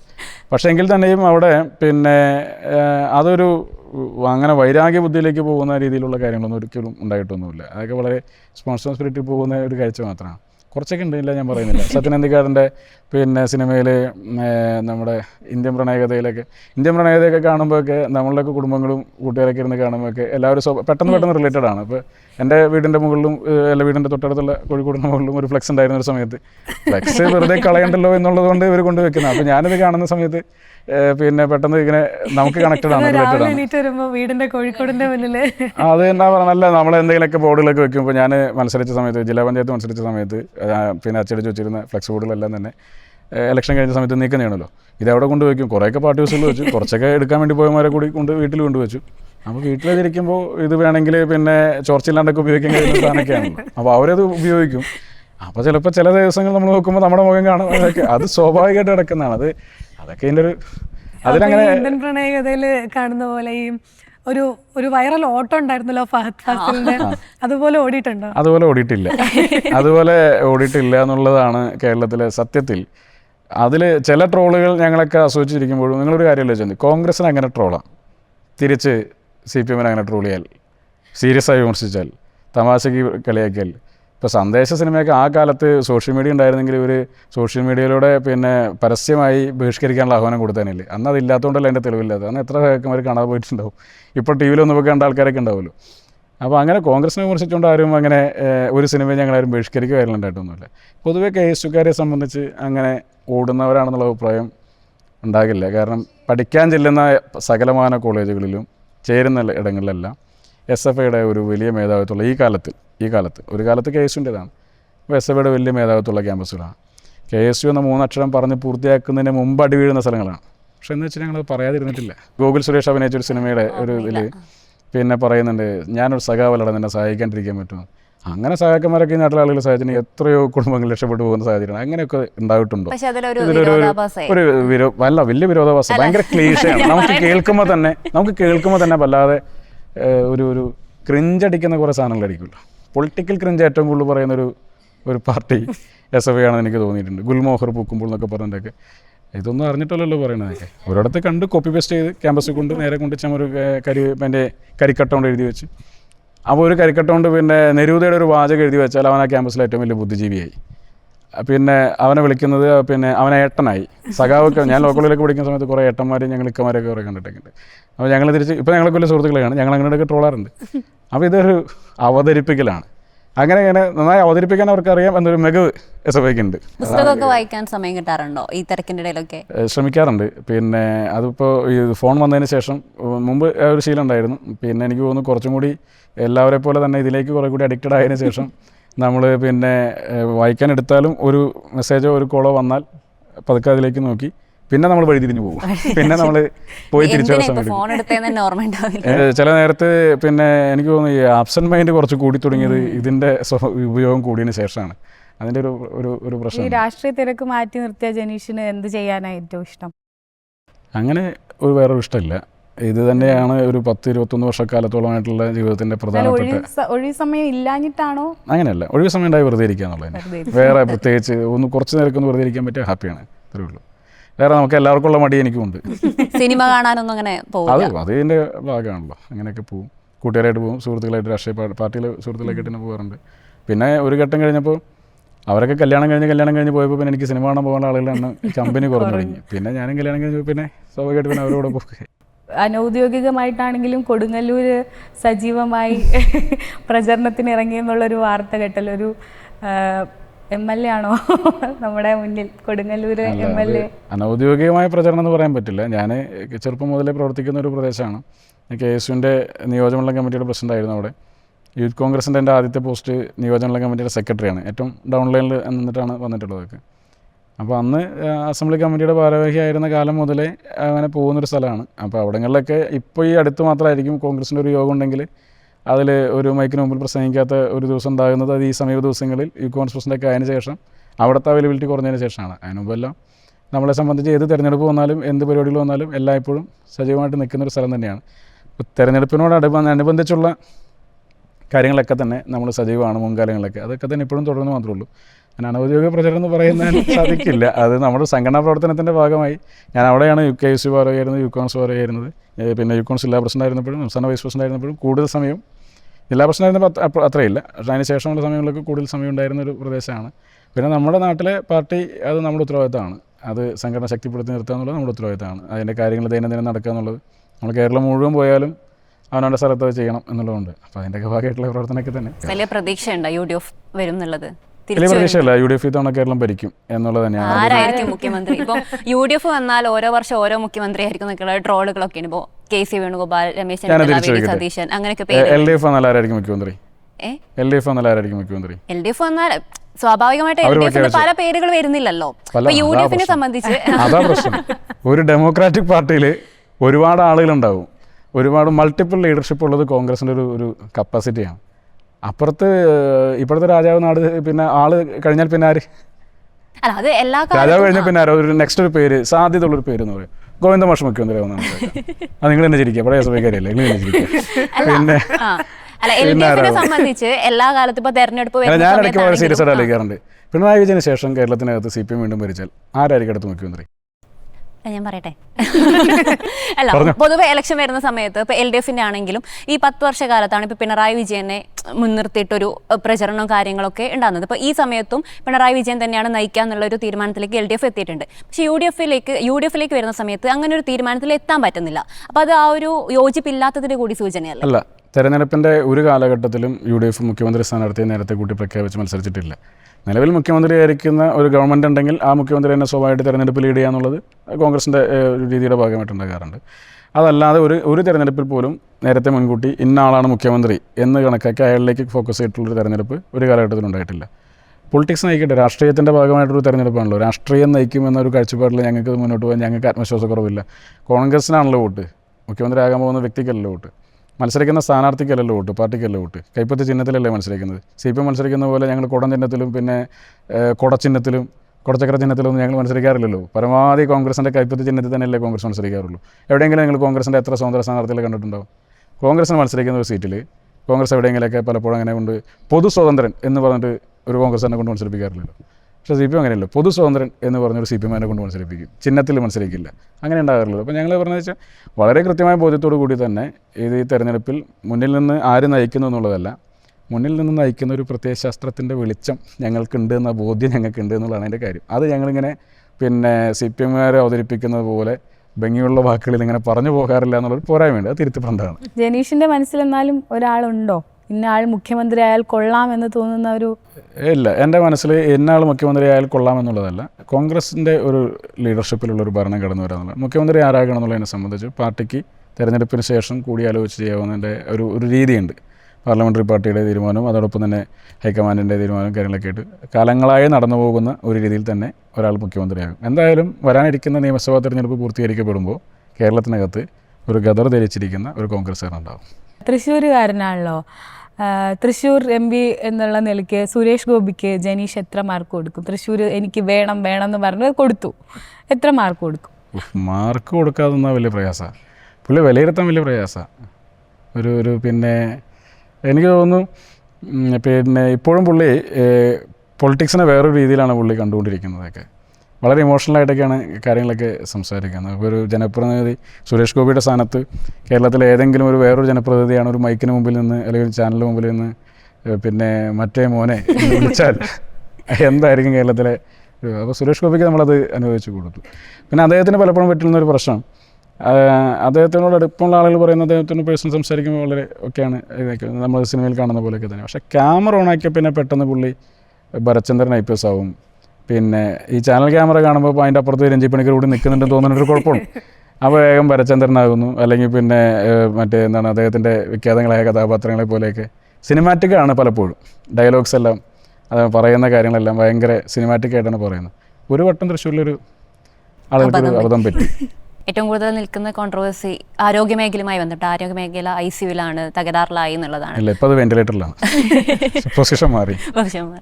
അപ്പം ഏറ്റവും കൂടുതൽ നിങ്ങൾ കണ്ടെടുത്തോളം എന്തൊക്കെ പ്രശ്നങ്ങളാണ് ആരോഗ്യമേഖലയുമായി സംബന്ധിച്ച് കേരളത്തിൽ തോന്നിയിട്ടുള്ളത്? അല്ല, ആരോഗ്യമേഖലയുടെ പ്രധാനപ്പെട്ട ഒരു പ്രശ്നം നമ്മളിപ്പോൾ ഇപ്പോഴും പറയുന്നത്, ഇവരെല്ലാം പറഞ്ഞുകൊണ്ടിരിക്കുന്നത് വലിയ രീതിയിൽ പുരോഗമനം ഉണ്ടായി എന്നൊക്കെ പറയുമ്പോഴും സത്യത്തിൽ കേരളത്തിലെ ജനങ്ങളുടെ ഒരു പോപ്പുലേഷനുമൊക്കെ ബന്ധപ്പെട്ട് കണക്ട് ചെയ്ത് നോക്കുമ്പോൾ കാലാനുസൃതമായി ഉണ്ടാകേണ്ട ഒരു പുരോഗതി ഉണ്ടായി എന്ന് പറയാൻ വേണ്ടി കഴിയില്ല. നമ്മളിവിടെ ഇപ്പോൾ വലിയ വിവാദമാണല്ലോ, ഒരുപാട് ഹോസ്പിറ്റലായിട്ട് നടത്തുന്ന വലിയ ശൃംഖലകൾ നടത്തുന്ന വലിയ കുത്തക കമ്പനികൾ വന്ന് കേരളത്തിലെ കുറേയേറെ ഹോസ്പിറ്റൽ ഒരുമിച്ച് വാങ്ങിക്കൂട്ടി എന്നൊക്കെ പറയും. അപ്പോൾ അവർക്ക് ഇവിടെ ഇൻവെസ്റ്റ് ചെയ്യാൻ കഴിയുന്ന ഒരു സ്റ്റേറ്റ് ആണെന്നുള്ള ബോധ്യം വരുന്ന അവിടെ നിന്നാണ്. ഇത് വെറുതെ വന്ന ഒരു സ്റ്റേറ്റിൽ ഒരു മെച്ചപ്പെട്ട മെക്കാനിസം കൂടെ ഉണ്ടെങ്കിൽ ഇത്തരത്തിലുള്ള വലിയ പണം ഇൻവെസ്റ്റ് ചെയ്യാൻ അവരാരും തയ്യാറാകും. അത് വന്ന് ഇൻവെസ്റ്റ് ചെയ്യാനുള്ളൊരു സാഹചര്യമുണ്ടെന്ന് മനസ്സിലാക്കാനുള്ള കാരണം അത് അവരുടെ പഠനങ്ങളോ മറ്റു കാര്യങ്ങളായാലും കൂടി ഇപ്പുറത്തൊരു ഡെഫിഷ്യൻസി ഉണ്ടെന്ന് ബോധ്യപ്പെടുന്നതുകൊണ്ടാണ്. ഇപ്പം നമുക്ക് ഇപ്പോൾ സർക്കാർ ആശുപത്രികളിൽ പോയാൽ മരുന്ന് ഫ്രീ ആയിട്ട് കിട്ടും. പാരസെറ്റമോളാണല്ലോ കിട്ടുന്നത് കൂടുതൽ. ഇപ്പോൾ പിന്നെ നമ്മൾ പനി വന്നു പോയാലും തലവേദന വന്നു പോയാലും കാലൊടിഞ്ഞ് പോയാലും ഒരു പാരസെറ്റമോൾ നമുക്ക് എന്തായാലും കിട്ടുമെന്നൊരു ഉറപ്പിൽ നമുക്ക് അവിടെ പോകാം. അതിനപ്പുറത്തേക്ക് എത്രത്തോളം പ്രൊവൈഡ് ചെയ്യാൻ വേണ്ടി കഴിയുന്നുണ്ട്. ഇപ്പോൾ വിനോദിനിയുടെ എക്സാമ്പിളൊരു വലിയ പ്രധാനപ്പെട്ട പ്രശ്നമല്ല. നമ്മളൊരു കൈ ഒരു ദിവസം നഷ്ടപ്പെട്ടാൽ നമുക്ക് ഉണ്ടാകുന്ന ഒരു ആബ്സെൻസ്, അത് ആ ചെറിയ പ്രായത്തിലൊരു കുട്ടിക്ക് ഉണ്ടാകുമ്പോൾ ആ കുട്ടി അനുഭവിക്കുന്നൊരു പെയിൻ, ഒരു ലൈഫ് എത്രയോ മുന്നോട്ട് കൊടുക്കുന്നു. അപ്പോൾ ആ കുട്ടിയുടെ അവരുടെ പിന്നെ ആ കൊച്ചിൻ്റെ കുഴപ്പം കൊണ്ട് പോയതാണോ, ആ കൊച്ചിൻ്റെ കുടുംബത്തിൻ്റെ കുഴപ്പം കൊണ്ട് പോയതാണ്? അതൊക്കെ ഒരു സിസ്റ്റത്തിൽ വരുന്ന ഒരു പോരായ്മ. ഒന്ന് വന്നാൽ ഡോക്ടറുടെ മാത്രം പിഴവെന്ന് കണക്കാക്കാം, തുടർച്ചയായി വരുമ്പോഴും. ഈ രാഹുൽ മാങ്കൂട്ടത്തിൽ ഉണ്ടാക്കിയ ചീത്തപ്പേരിന് ശേഷമാണ് യൂത്ത് കോൺഗ്രസ് അധ്യക്ഷ സ്ഥാനത്തേക്ക് ജനീഷ് എത്തുന്നത്. ആ സമയത്ത് അബിൻ വർക്കി ഉൾപ്പെടെയുള്ളവർ ചില അസ്വാരസ്യങ്ങളൊക്കെ പ്രകടമാക്കിയിരുന്നു. ഈ ഒരു പുതിയ ഉത്തരവാദിത്വത്തിലേക്ക് എത്തപ്പെട്ട ശേഷം ജനീഷിനെ സംബന്ധിച്ച് എല്ലാവരെയും ഒരുമിച്ച് കൊണ്ടുപോകുക എന്നുള്ളത് എത്രത്തോളം ശ്രമകരം? ഞങ്ങൾ ഒരുമിച്ചാണ് കഴിഞ്ഞ ഡൽഹിയിലെ സമരത്തിന് പോയത്. അവിടെ ഒരുമിച്ചായിരുന്നു ഞങ്ങൾ ആ സമരത്തിൻ്റെ ഭാഗമായിട്ടൊക്കെ ഉണ്ടായിരുന്നത്. അതിനു മുമ്പും പലപ്പോഴൊക്കെ ഞങ്ങൾ ഒരുമിച്ചൊക്കെ തന്നെ ഇതിനിടയിൽ തന്നെ ഒരുപാട് കാര്യങ്ങളൊക്കെ യാത്ര ചെയ്യുകയും കാര്യങ്ങളൊക്കെ ഇടപെട്ട് പോവുകയൊക്കെ ചെയ്യുന്നുണ്ട്. അതൊന്നും ഈ പിന്നെ കോൺഗ്രസിനകത്ത് ഉള്ള പിന്നെ മാധ്യമങ്ങളിൽ വരുന്ന വാർത്തകളിൽ പറയുന്ന അഭിപ്രായ വ്യത്യാസങ്ങൾ കോൺഗ്രസിൻ്റെ അകത്ത് അത്ര രൂക്ഷമായിട്ടൊന്നും ഉണ്ടാകാറില്ല. അത് വളരെ സൗമ്യമായി പരിഹരിക്കപ്പെടാവുന്ന കാര്യങ്ങൾ. ഇപ്പം നിങ്ങൾ പറയുന്ന നിങ്ങളുടെ ചില ചാനലിൽ വരുന്ന സ്ഥിരമായി പറയുന്ന ഒരു വകുണ്ട്, പിന്നെ പൊട്ടിത്തെറി, പിന്നെ യൂത്ത് കോൺഗ്രസിൽ പൊട്ടിത്തെറി. ഇപ്പം ഞാനിങ്ങനെ ആ പൊട്ടിത്തെറിച്ച് പോയാൽ അവിടെ നിന്ന് കൂട്ടിക്കൊണ്ട് വെച്ചതല്ല, അങ്ങനെ ഒരു പൊട്ടിത്തെറി ഉണ്ടാകുന്നില്ല. വളരെ സൗമ്യമായി തന്നെ എല്ലാവരും പോകുന്ന ആൾക്കാരൊക്കെ തന്നെയാണ്. ഇലക്ഷനൊക്കെ മത്സരിക്കാൻ നിൽക്കുകയാണല്ലോ. പൊതുവേ കേൾക്കുന്ന ഒരു ആരോപണമാണ് കോൺഗ്രസ്സുകാർ കുറച്ചും കൂടി PR വർക്കുകൾ ചെയ്യുന്ന ആൾക്കാരാണ്. ഇപ്പോൾ ഷാഫി പറമ്പിലിൻ്റെയും ഈ പറഞ്ഞ പോലെ മുൻ കോൺഗ്രസ് നേതാവായിട്ടുള്ള രാഹുൽ മാങ്കൂട്ടത്തിൻ്റെയൊക്കെ റീൽസൊക്കെ ഭയങ്കര ക്ലിക്കായിരുന്ന ഒരു സമയമൊക്കെ ഉണ്ടായിരുന്നു. അപ്പോൾ ഇനി ഇലക്ഷന് നിൽക്കുകയാണെങ്കിൽ ആ രീതിയിലുള്ള PR വർക്കുകളൊക്കെ ചെയ്യാൻ അല്ല, എങ്ങനെ PR ചെയ്താലും ഇപ്പം മുഖ്യമന്ത്രിയുടെ ഒരു PR സെറ്റപ്പിൽ ഇപ്പോൾ എത്താൻ പറ്റുമെന്നുള്ളതാണ് ഒരു പ്രധാനപ്പെട്ട പ്രശ്നം. എൻ്റെയൊക്കെ ഒരു പിന്നെ ചെറുപ്പകാലത്ത് ഞാനൊന്നും കേരളത്തിൻ്റെ മുഖ്യമന്ത്രി ആയിട്ടിരിക്കുന്ന പിണറായി വിജയനൊന്നും ചിരിക്കുന്ന ഒരു ചിത്രം ഒരു പത്രത്തിൽ അച്ചടിച്ചു വന്ന് കണ്ടിട്ടില്ല. പക്ഷേ കേരളത്തിൽ വന്ന PR ഏജൻസികളുടെ ഒരു ഗുണം എന്ന് വെച്ച് കഴിഞ്ഞാൽ പിണറായി വിജയനെ പോലും ചിരിക്കുന്ന ഒരു ഫോട്ടോ എടുപ്പിക്കാൻ കഴിയുന്ന രീതിയിലേക്കുള്ള പിന്നെ ഒരു പ്രൊഫഷണലി വെൽ സെറ്റിൽഡ് ആയിട്ടുള്ള ആളുകളാണ് കേരളത്തിലെ ഇപ്പോൾ ഗവൺമെൻറ്റിൻ്റെ PR ഒക്കെ ചെയ്തുകൊണ്ടിരിക്കുന്നത്. അതാണ് ഞാൻ നേരത്തെ പറഞ്ഞു ഇരുവരിലെ പിന്നെ അഭിനയമൊക്കെ എങ്ങനെ പോകുന്നതൊക്കെ 2 ദിവസം എടുത്ത് ഷൂട്ട് ചെയ്ത സംഭവമാണ്. 2 ദിവസം എടുത്തിട്ടാണ് കേരളത്തിൻ്റെ മുഖ്യമന്ത്രിയും മലയാളത്തിൻ്റെ പിന്നെ മഹാനടൻ മോഹൻലാലും കൂടി ഒരു സിനിമയിൽ ഒരു ഡോക്യുമെൻ്ററിയിൽ അഭിനയിക്കുന്നത്. അപ്പോൾ അങ്ങനെയൊക്കെ ചെയ്യാൻ കഴിയുന്ന രീതിയിലേക്ക് പിണറായി വിജയനെ വരെ മാറ്റിയെടുക്കാൻ അവർക്ക് കഴിഞ്ഞല്ലോ. അപ്പോൾ PR ഒക്കെ ഈ കാലത്തൊക്കെ രാഷ്ട്രീയത്തിൻ്റെയൊക്കെ ഭാഗമായിട്ടൊക്കെ ഉണ്ട്. അങ്ങനെ ചെയ്യുമോ എന്ന് ചോദിച്ചാൽ പിന്നെ അങ്ങനെ എനിക്കിപ്പോൾ പറയാൻ കഴിയില്ല. ഒരു തെരഞ്ഞെടുപ്പിൻ്റെ ഭാഗമായി നമ്മൾ ജനങ്ങൾക്ക് മുമ്പിലേക്ക് അവതരിപ്പിക്കേണ്ട സ്ഥാനാർത്ഥിയായാൽ, നിലവിലല്ല, സ്ഥാനാർത്ഥിയായാൽ തെരഞ്ഞെടുപ്പിൻ്റെ ഭാഗമായി ജനങ്ങൾക്ക് മുമ്പിൽ അവതരിപ്പിക്കേണ്ട കാര്യങ്ങളെ സംബന്ധിച്ച് ഈ കാലഘട്ടത്തിൻ്റെ ഒരു സാധ്യതകളൊക്കെ ഉപയോഗിക്കണമെന്നല്ല. അപ്പോൾ ഈ കാലഘട്ടത്തിൽ സമൂഹ മാധ്യമങ്ങൾ ഉപയോഗിക്കേണ്ടത് നടക്കില്ല. അപ്പോൾ അതിൽ അത്ര എക്സ്പെർട്ട് അല്ലാത്തതുകൊണ്ട് സ്വാഭാവികമായിട്ട് സംവിധാനങ്ങളൊക്കെ നോക്കേണ്ടി വരും. ഈ വിമർശനങ്ങളൊക്കെ നമ്മൾ ഭരണപക്ഷത്തിനെതിരെ ഉന്നയിക്കുന്നുണ്ടെങ്കിലും അവിടെ അഡ്മയർ ചെയ്യുന്ന ഏതെങ്കിലും ഒരു നേതാവുണ്ടോ? അല്ലെങ്കിൽ നമ്മൾ സോഷ്യൽ മീഡിയയിലൊക്കെ കാണുമ്പം കാര്യമായിട്ട് സ്റ്റോക്ക് ചെയ്യുന്ന അങ്ങനെ ഏതെങ്കിലും ഒരു നേതാവുണ്ടോ? ഇടതുപക്ഷത്തെ സംബന്ധിച്ചിട്ട് പിന്നെ ഉണ്ട്. ഞാനിപ്പോൾ അങ്ങനെ പറഞ്ഞതിനെ അവർക്ക് വേറൊരു PR ആക്കുന്നില്ല. എൻ്റെ നിലവിലൊരു PR പോകണ്ട. 1-2 ആളുകളൊക്കെ ചില സമയങ്ങളിലൊക്കെ അവർ പറയുന്ന കാര്യങ്ങളിലെ കണ്ടൻറ്റ് വൈസ് ഒന്ന് ശ്രദ്ധിക്കാറുണ്ട്. പക്ഷേ അതേസമയം തന്നെ മറ്റു ചില കാര്യങ്ങളിൽ അവർ അന്യായമായി പിന്നെ സർക്കാരിനെ വെളുപ്പിച്ചെടുക്കാൻ ശ്രമിക്കുന്നത് കാണുമ്പോൾ നമുക്ക് ആ നേരത്തെ തോന്നിയ ബഹുമാനം അവിടെ അതുപോലെ തന്നെ പോകാറുണ്ട്. അതുപോലെ ഏതെങ്കിലും ഒരു പൊളിറ്റിക്കൽ ഒരു ഡിബേറ്റിന് വേണ്ടിയിട്ട് ഈ ഭരണപക്ഷത്തു നിന്ന് ഓപ്പോസിഷനിൽ നിന്നുള്ള ഒരാളെ ജനീഷിന് തിരഞ്ഞെടുക്കാൻ ഓക്കെ ആണെന്ന് പറഞ്ഞാൽ ആരെ തിരഞ്ഞെടുക്കും? ഞാൻ അശക്തനാവും. അല്ല, എനിക്ക് അവരോട് താല്പര്യം കൊണ്ട് അശക്തനാവുന്നല്ല പറഞ്ഞത്. ഇവരോട് ഡിബേറ്റ് ചെയ്യാനുള്ളൊരു ശേഷി നമുക്കില്ലാതെ പോകും. അത്രമാത്രം തിരിച്ചു വന്ന് കള്ളം പറഞ്ഞല്ലേ. എന്നാൽ എപ്പോഴെങ്കിലും അങ്ങനെ വെള്ളം കുടിക്കേണ്ടി വന്ന ഡിബേറ്റുകൾ അങ്ങനെ ഉണ്ടായിട്ടില്ല? ഞാൻ അധികം ചാനൽ ചർച്ചകളുടെ ഭാഗമായിട്ടുണ്ടായിട്ടില്ല. പക്ഷേ ഇതുവരെ പോയാലൊന്നും അങ്ങനെ എനിക്ക് വെള്ളം കുടിക്കേണ്ടി വന്നിട്ടില്ല. പിന്നെ ചെന്നിരുന്ന് ചർച്ചയ്ക്ക് ഇരിക്കുമ്പോൾ തരാൻ മുമ്പ് കഴിക്കാറുണ്ടെന്നല്ലാതെ ചർച്ചയുടെ ഭാഗമായിട്ടൊന്നും അങ്ങനെ വെള്ളം കുടിക്കേണ്ടി വന്നിട്ടില്ല. ചർച്ചകൾ മനഃപൂർവ്വം സ്കിപ്പ് ചെയ്യുന്നതാണോ അല്ലെങ്കിൽ അല്ല, ഒരു സമയത്ത് എനിക്ക് തീരെ താല്പര്യമില്ലാത്തൊരു കാര്യമായിരുന്നത്. പിന്നെ ഒരു സമയത്തല്ല, ഇത് പ്രസന്റ് ആകുന്നതിന് മുമ്പ് വരെ നിങ്ങൾ ചാനൽ ചർച്ചകൾ തന്നെ കണ്ടിട്ടുണ്ട്.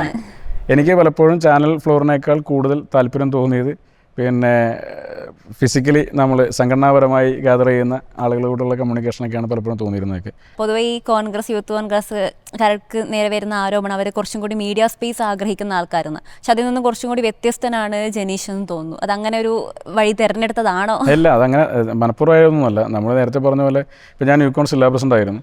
അപ്പോൾ ആ സമയത്ത് പിന്നെ സ്വാഭാവികമായിട്ടും അതിൻ്റെ സംഘടനാപരമായ ക്രമീകരണങ്ങളിൽ ഉത്തരവാദിത്തപ്പെട്ട ആളുകൾ യൂത്ത് കോൺഗ്രസ് ജില്ലാ പ്രസിഡന്റുമാരാണ്. അപ്പോൾ നമ്മൾ കൂടുതൽ സമയം അതിൻ്റെ പുറകിലായിരുന്നു. വൈകുന്നേരം എങ്ങനെയൊക്കെ ആയാലും ഏതെങ്കിലും ഒരു സമയത്തൊരു മീറ്റിങ്ങോ മറ്റു കാര്യങ്ങളോ ഉണ്ടാകും. അപ്പോൾ ആ സമയത്ത് ചാനൽ ഫ്ലോറിലേക്ക് എത്തിപ്പെടുക എന്ന് പറഞ്ഞാൽ നമ്മൾ ഏതെങ്കിലും 2-3 പരിപാടി സ്കിപ്പ് ചെയ്യേണ്ടതായിട്ട് വരും. നിരന്തരം അത് സ്കിപ്പ് ചെയ്യുക എന്ന് പറഞ്ഞാൽ അത് സംഘടനയെ ബാധിക്കുന്ന സ്ഥിതി ഉണ്ടാകും. ഇപ്പോൾ ഇപ്പോഴും പല ചർച്ചകൾക്കും ഇപ്പോൾ കുറേയേറെ ചർച്ചകൾക്ക് തന്നെ വിളിക്കാറുണ്ട്. പക്ഷേ ഞാൻ പലപ്പോഴും ചിലപ്പോൾ ട്രെയിനിലായിരിക്കും, ചിലപ്പോൾ ഏതെങ്കിലും പരിപാടിയിലായിരിക്കും. അപ്പോൾ അങ്ങനെയുള്ള ദിവസങ്ങളിൽ എനിക്ക് അറ്റൻഡ് ചെയ്യാൻ വേണ്ടി പറ്റാറില്ല. അപ്പോൾ ചാനൽ ഡിസ്കഷന് വേണ്ടിയിട്ട് നമ്മളൊരു സമയം മാറ്റി വെക്കേണ്ടി വരുന്നുള്ളൊരു പ്രധാനപ്പെട്ട പ്രശ്നമുണ്ട്. ആ സമയം എന്ന് പറഞ്ഞാൽ ഏറ്റവും കൂടുതൽ ഈ പറയുന്ന പൊളിറ്റിക്കൽ ആക്ടിവിറ്റി ഒക്കെ നടക്കുന്ന ഒരു സമയം കൂടിയാണ്. യോഗങ്ങളായാലും പൊതുയോഗങ്ങളായാലൊക്കെ നടക്കുന്ന സമയം കൂടിയാണ്. അപ്പോൾ പ്രയോറിറ്റി അന്നൊക്കെ അതിനായിരുന്നു. അന്ന് എനിക്കത് മതിയായിരുന്നു. ഇപ്പോൾ കുറച്ചും കൂടി വിസിബിൾ, ഇക്കോൺസ് പ്രസിഡന്റ് എന്ന രീതിയിൽ കുറേ കൂടി വിസിബിളായ കാര്യങ്ങൾ സംസാരിക്കാനായിട്ട് പിന്നെ എനിക്കൊരു യോഗത്തിൽ പോയി സംസാരിക്കുന്നതിനേക്കാൾ ഒരു ഡിസ്കഷനിൽ പോയാൽ എൻ്റെ തന്നെ പാർട്ടിയിൽപ്പെടുന്ന ആളുകൾ ആ വിഷയം കമ്മ്യൂണിക്കേറ്റ് ചെയ്യാൻ പറ്റും എന്നുള്ളതുകൊണ്ട് ഒരു പ്രയോറിറ്റി ഇപ്പുറത്ത് കൊടുക്കാൻ വേണ്ടി ശ്രമിക്കാറുണ്ട്. പക്ഷെ നടക്കാറില്ല.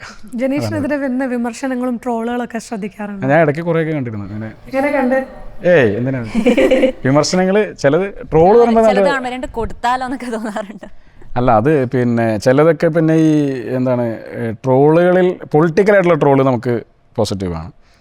ഈ വിമർശനങ്ങളും ഒക്കെ അതൊക്കെ പക്ഷേ ഈ വ്യക്തിഹത്യ നടത്തുന്ന പല അതെ, ഈ ബോഡി ഷേമിങ് പോലുള്ള കുറേ സാധനങ്ങളൊക്കെ വരും.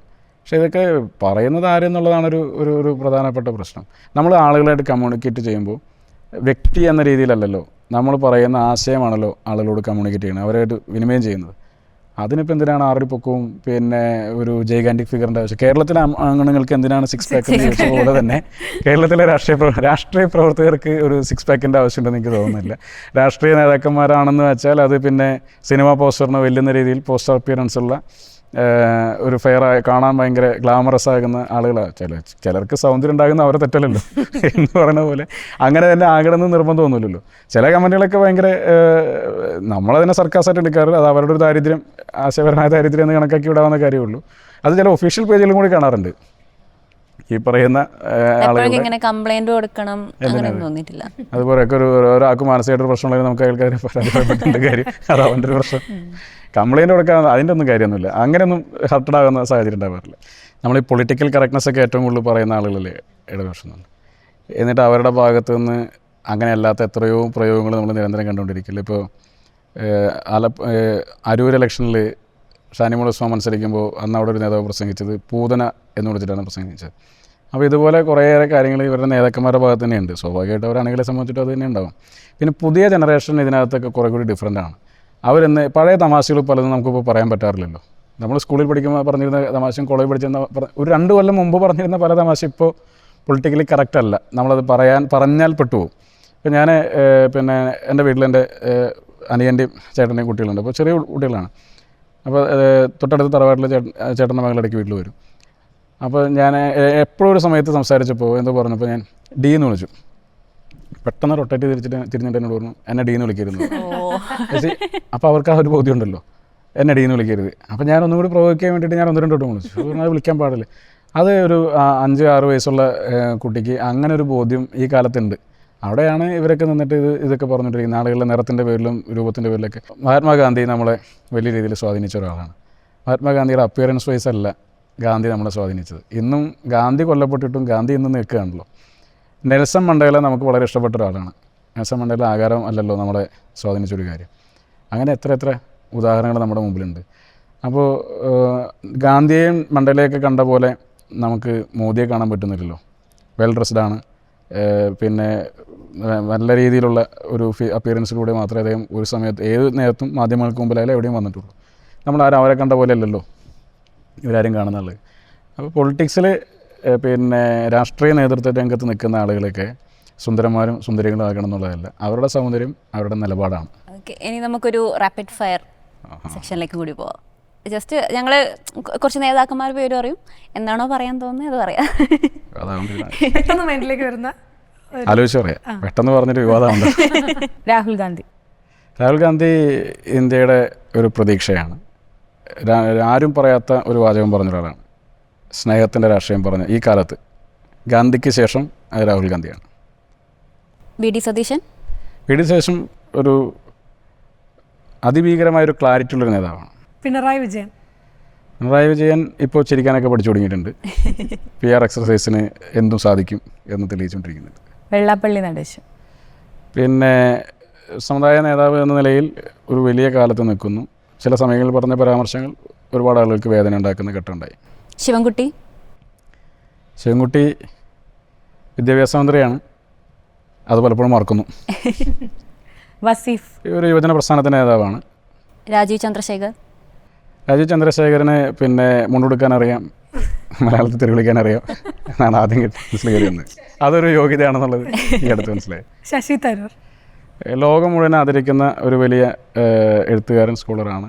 വിദേശ രാജ്യങ്ങൾ ഉൾപ്പെടെ യൂണിവേഴ്സിറ്റികളൊക്കെ കാത്തു നിൽക്കുന്ന ഒരു ലെക്ചറിങ് എന്ന് പറയുന്നത് ശശി തരൂരിൻ്റെതാണ്. മലയാളി എന്ന രീതിയിൽ നമുക്ക് അഭിമാനിക്കുന്ന ഒരു നേതാവ്. രമേശ് ചെന്നിത്തല ഭയങ്കര പേഷ്യൻസ് ഉള്ള നേതാവാണ്.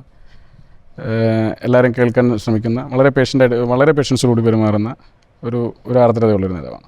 വീണ ജോർജ് ലാലു ലക്സ് പറഞ്ഞല്ലോ, പേഴ്സണലായിട്ട് എല്ലാം എടുക്കുക, അതത്ര നല്ലതല്ല. കെ.സി. വേണുഗോപാൽ മോസ്റ്റ് പവർഫുള്ളാണ് ഇന്ന് ഇന്ത്യൻ പൊളിറ്റിക്സിൽ. ഇന്ത്യൻ നാഷണൽ കോൺഗ്രസിൻ്റെ ഒരു സുപ്രീം കമാൻഡൻറ്റ് പോലെ നിൽക്കുന്ന ഒരു നേതാവാണ്. ഷാഫി പറമ്പിൽ ഇന്ന് കേരളത്തിലെ ചെറുപ്പക്കാർ ഏറ്റവും കൂടുതൽ ഫോളോ ചെയ്യുന്ന ഒരു രാഷ്ട്രീയത്തിലെ ഒരു സെലിബ്രിറ്റിയാണ്. നരേന്ദ്രമോദി ഇന്ത്യയിലെ ജനങ്ങളെ ഭിന്നിപ്പിക്കുന്ന രാഷ്ട്രീയം പറയുന്ന ഒരു നേതാവാണ്.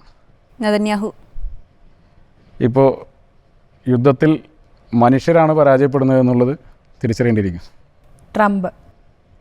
ട്രംപ് ഒരു വലിയ അധികാരമുള്ളൊരു രാജ്യത്തിൻ്റെ ഒരു നേതാവെന്ന നിലയ്ക്ക് നമ്മൾ മലയാളത്തിൽ പറയുന്നൊരു പ്രയോഗമുണ്ടല്ലോ, കുരങ്ങൻ്റെ കയ്യിൽ പൂമാല കിട്ടിയ. കെ രാജൻ പിന്നെ ഒരു CPI നേതാവ്, ഇടതുപക്ഷ മന്ത്രി, അതിനൊപ്പം തൃശ്ശൂരിലൊരു ജനപ്രതിനിധി. ഏതൊരു പ്രതിസന്ധിയെയും വളരെ സിമ്പിളായ ഒരൊറ്റ വാചകം കൊണ്ട് ആ ഒരു ഇഷ്യൂവിനെ വളരെ സ്മൂത്തായി കൈകാര്യം ചെയ്യുന്ന, അസാധ്യമായ ഫ്ലെക്സിബിലിറ്റി പ്രകടിപ്പിക്കുന്ന നേതാവാണ്. സിദ്ദിഖ് വളരെ സാധാരണമായൊരു പശ്ചാത്തലത്തിൽ നിന്ന് കടന്നു വന്നൊരു നേതാവ്. വളരെ അനുകമ്പയോടുകൂടി, ഇപ്പോൾ മുണ്ടക്കെ ചുരുമല ഉൾപ്പെടെ വിഷയങ്ങളിൽ ജനങ്ങളോട് വളരെ അനുകമ്പയോടുകൂടി ഒരു ജനപ്രതിനിധി എങ്ങനെ പെരുമാറണമെന്ന് ഇപ്പോൾ നമ്മൾ കാണിച്ചുകൊണ്ടിരിക്കുന്ന നേതാവാണ്.